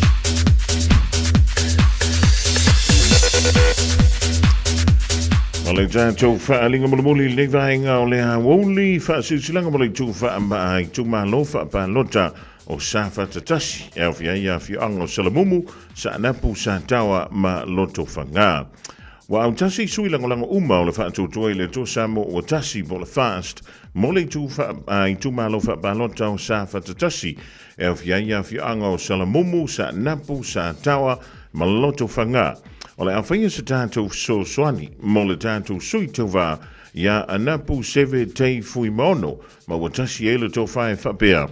Ole awhaia le tātou po siva, po le tau sala, i le asto na ia so lua au kuso, lua a whelua lima, i le tau le ono i le fiafi, i le hola le whakasai marurewa, i le tuatusi o le Tasi Gibbs Road i marurewa. E te talo atuai malanganga wha aloalo i tupu mai e mawhale upolo, Paolo mangafa ma tama fa nau a si o tai tu malo e a fifia mai matala au mai e fain so tātou sao ia maruvao mo se tātou so soani mo le tātou sui fa o lioli mo le fainga filifilinga si o tātou o tro o le tele o lima e mama ai se avenga e lo lava le Israel moni e su e lava lona fa malama ma mana tua lona fa siromanga Morisi tātou whelo iai i lea wha moi le alofa o le tua whaia ma le avatele e le komiti mo anapu seve tei fui maono seve ai lima i te maua i le olua lua whaiva lua tasi o li maiva o le fionga le taitai fono seve ai lima i te maua i le olua lua whaiva lua tasi o li maiva E whape fo I alo vi a Sarah I le telefoni o le olua lua tonu o ono lua tasi tasi fitu. Olua lua tonu o ono lua tasi tasi fitu whaafetai. E o di sire hon tātou whaalinga lewa ta tonu mai le divahengo lea woli le tautua ale Radio Samoa ia walawa e ale nofu sila fia fo inisio whaamomoe e le nganta o au nanga tau pisinisi ia whaamomoe anu mawhio anga mai tu malo. Na alofa Samoa, waule ne yo kasputi alu, awal suia ngila wala kio. Aeva eva mai ina se fudu lima iva kolu, amo, Radio Samoa, vevela a.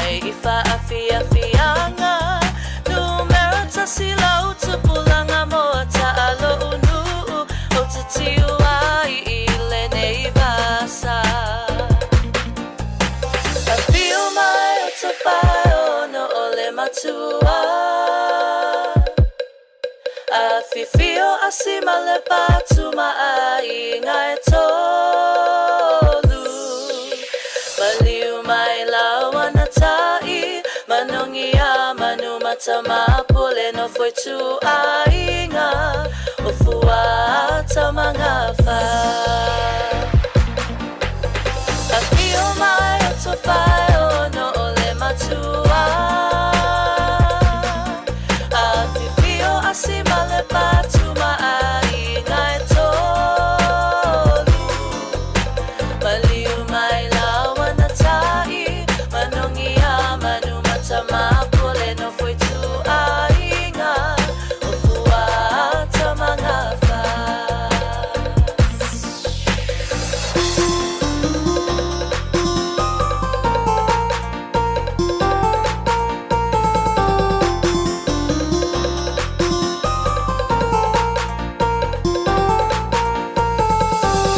Just think a minute.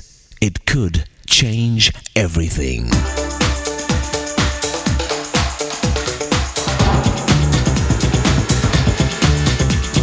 Think a minute. There's a story about a man who walked along the beach every day. Along the way, he'd pick up starfish and throw them, one by one, back into the ocean. A little boy was watching him one day. Finally, he said to the man, "Sir, why do you throw the starfish into the ocean?" The man said, "If I don't, the hot sun will kill them." The boy looked at the hundreds of scattered starfish everywhere on the beach. He knew there were too many for one person to save them all. So he said to the man, "You can't save every starfish." The man replied, "You're right, not everyone." Then he bent down and threw a starfish back into the ocean and said, "But I can save this one, and this one, and this one." This story makes me think about the woman who dreamed one day that she was talking with God. She was very angry about all the suffering and evil she saw around her, so she complained to God and said, "Why don't you do something about all this?" God gently replied, "I did. I created you." You know, when bad things happen around us and we feel helpless, we can do one of two things. We can complain and curse the darkness, or we can light a candle in the darkness by doing something to help change it. Someone said, "Great occasions for changing the world rarely come, but little ones surround us daily." Many of us are in unhappy, bad situations, or we know somebody else who is. Could it be that God wants you to do something about it? Especially since you're already concerned. In fact, God may be waiting for you to realize He already did something about it by putting you in it. Just ask Him to give you His strength and wisdom to know when and how to help. Maybe He'll begin by changing your heart and motives before He uses you to change that situation around you.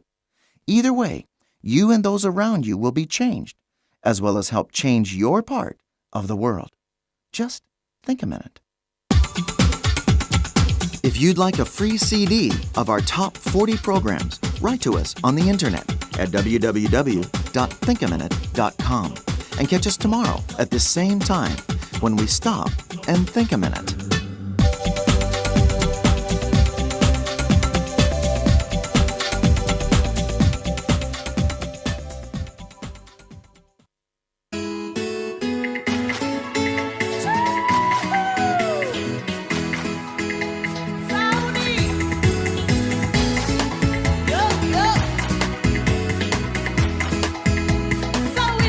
Vivi imea uma ile tua le au ange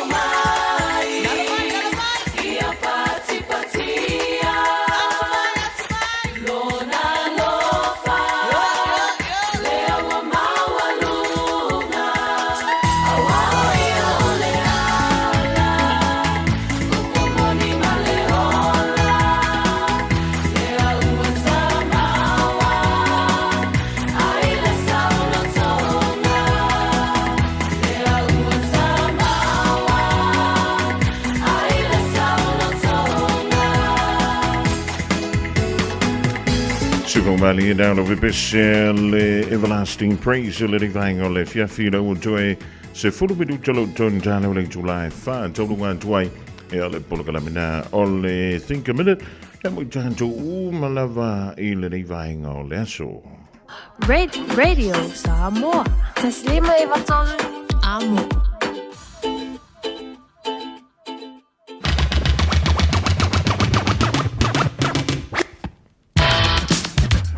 Mole antula ngang fa tele sa mo le tanto ma tanga mai la vali July fulu male lua ila woli ana le si uli me fo le divine o le so la singana wole tanto mali ila mai to mai e poto ala to tai le taimi sa si la na ai lo fole to ma tente yan to lo to so fo ma lo man to wala fo ilo yai lung mo pe ma ngan le ai le to tua ala radio sa mo ile so anta ba anta to waulia ilo na lo fa malo na le Tupena mali sa o le fianga yali a tau savema le pono kalame le nganga I fo faiva pa mai a tātou tala mai a tunu o le Pasifika male la lolangi mai a Miriama la la toa pomare. But wheel ne I fiafi pa malo antu I le tofa ya o I matangi loto tulia pe fo I le uso ya Tyrion Sankin lo mau tupena ai kalai stetche but wheel au singa o tutoi ma le tua tātou fuala au filo I tai hau lona alofa soi foia.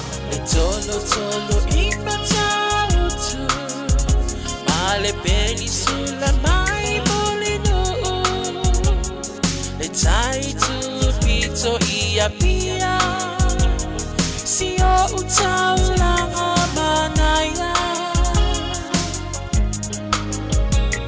e fe pula fi mai le sau o ata uma o petu o le lani e solo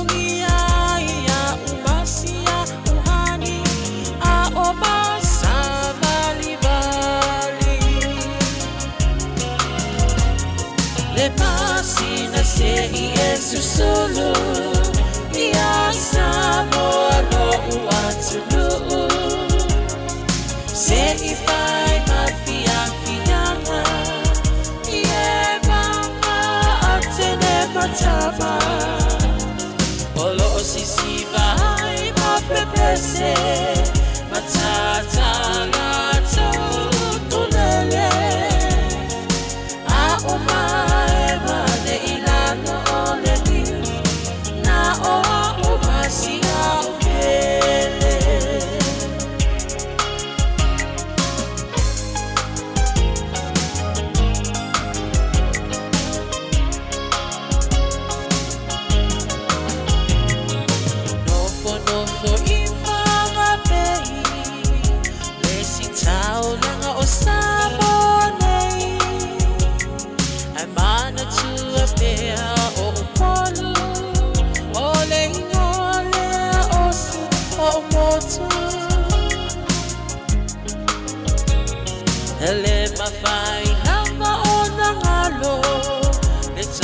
Tafe mali o mai singano Olo ono ai tine matama yung alona awala lau papa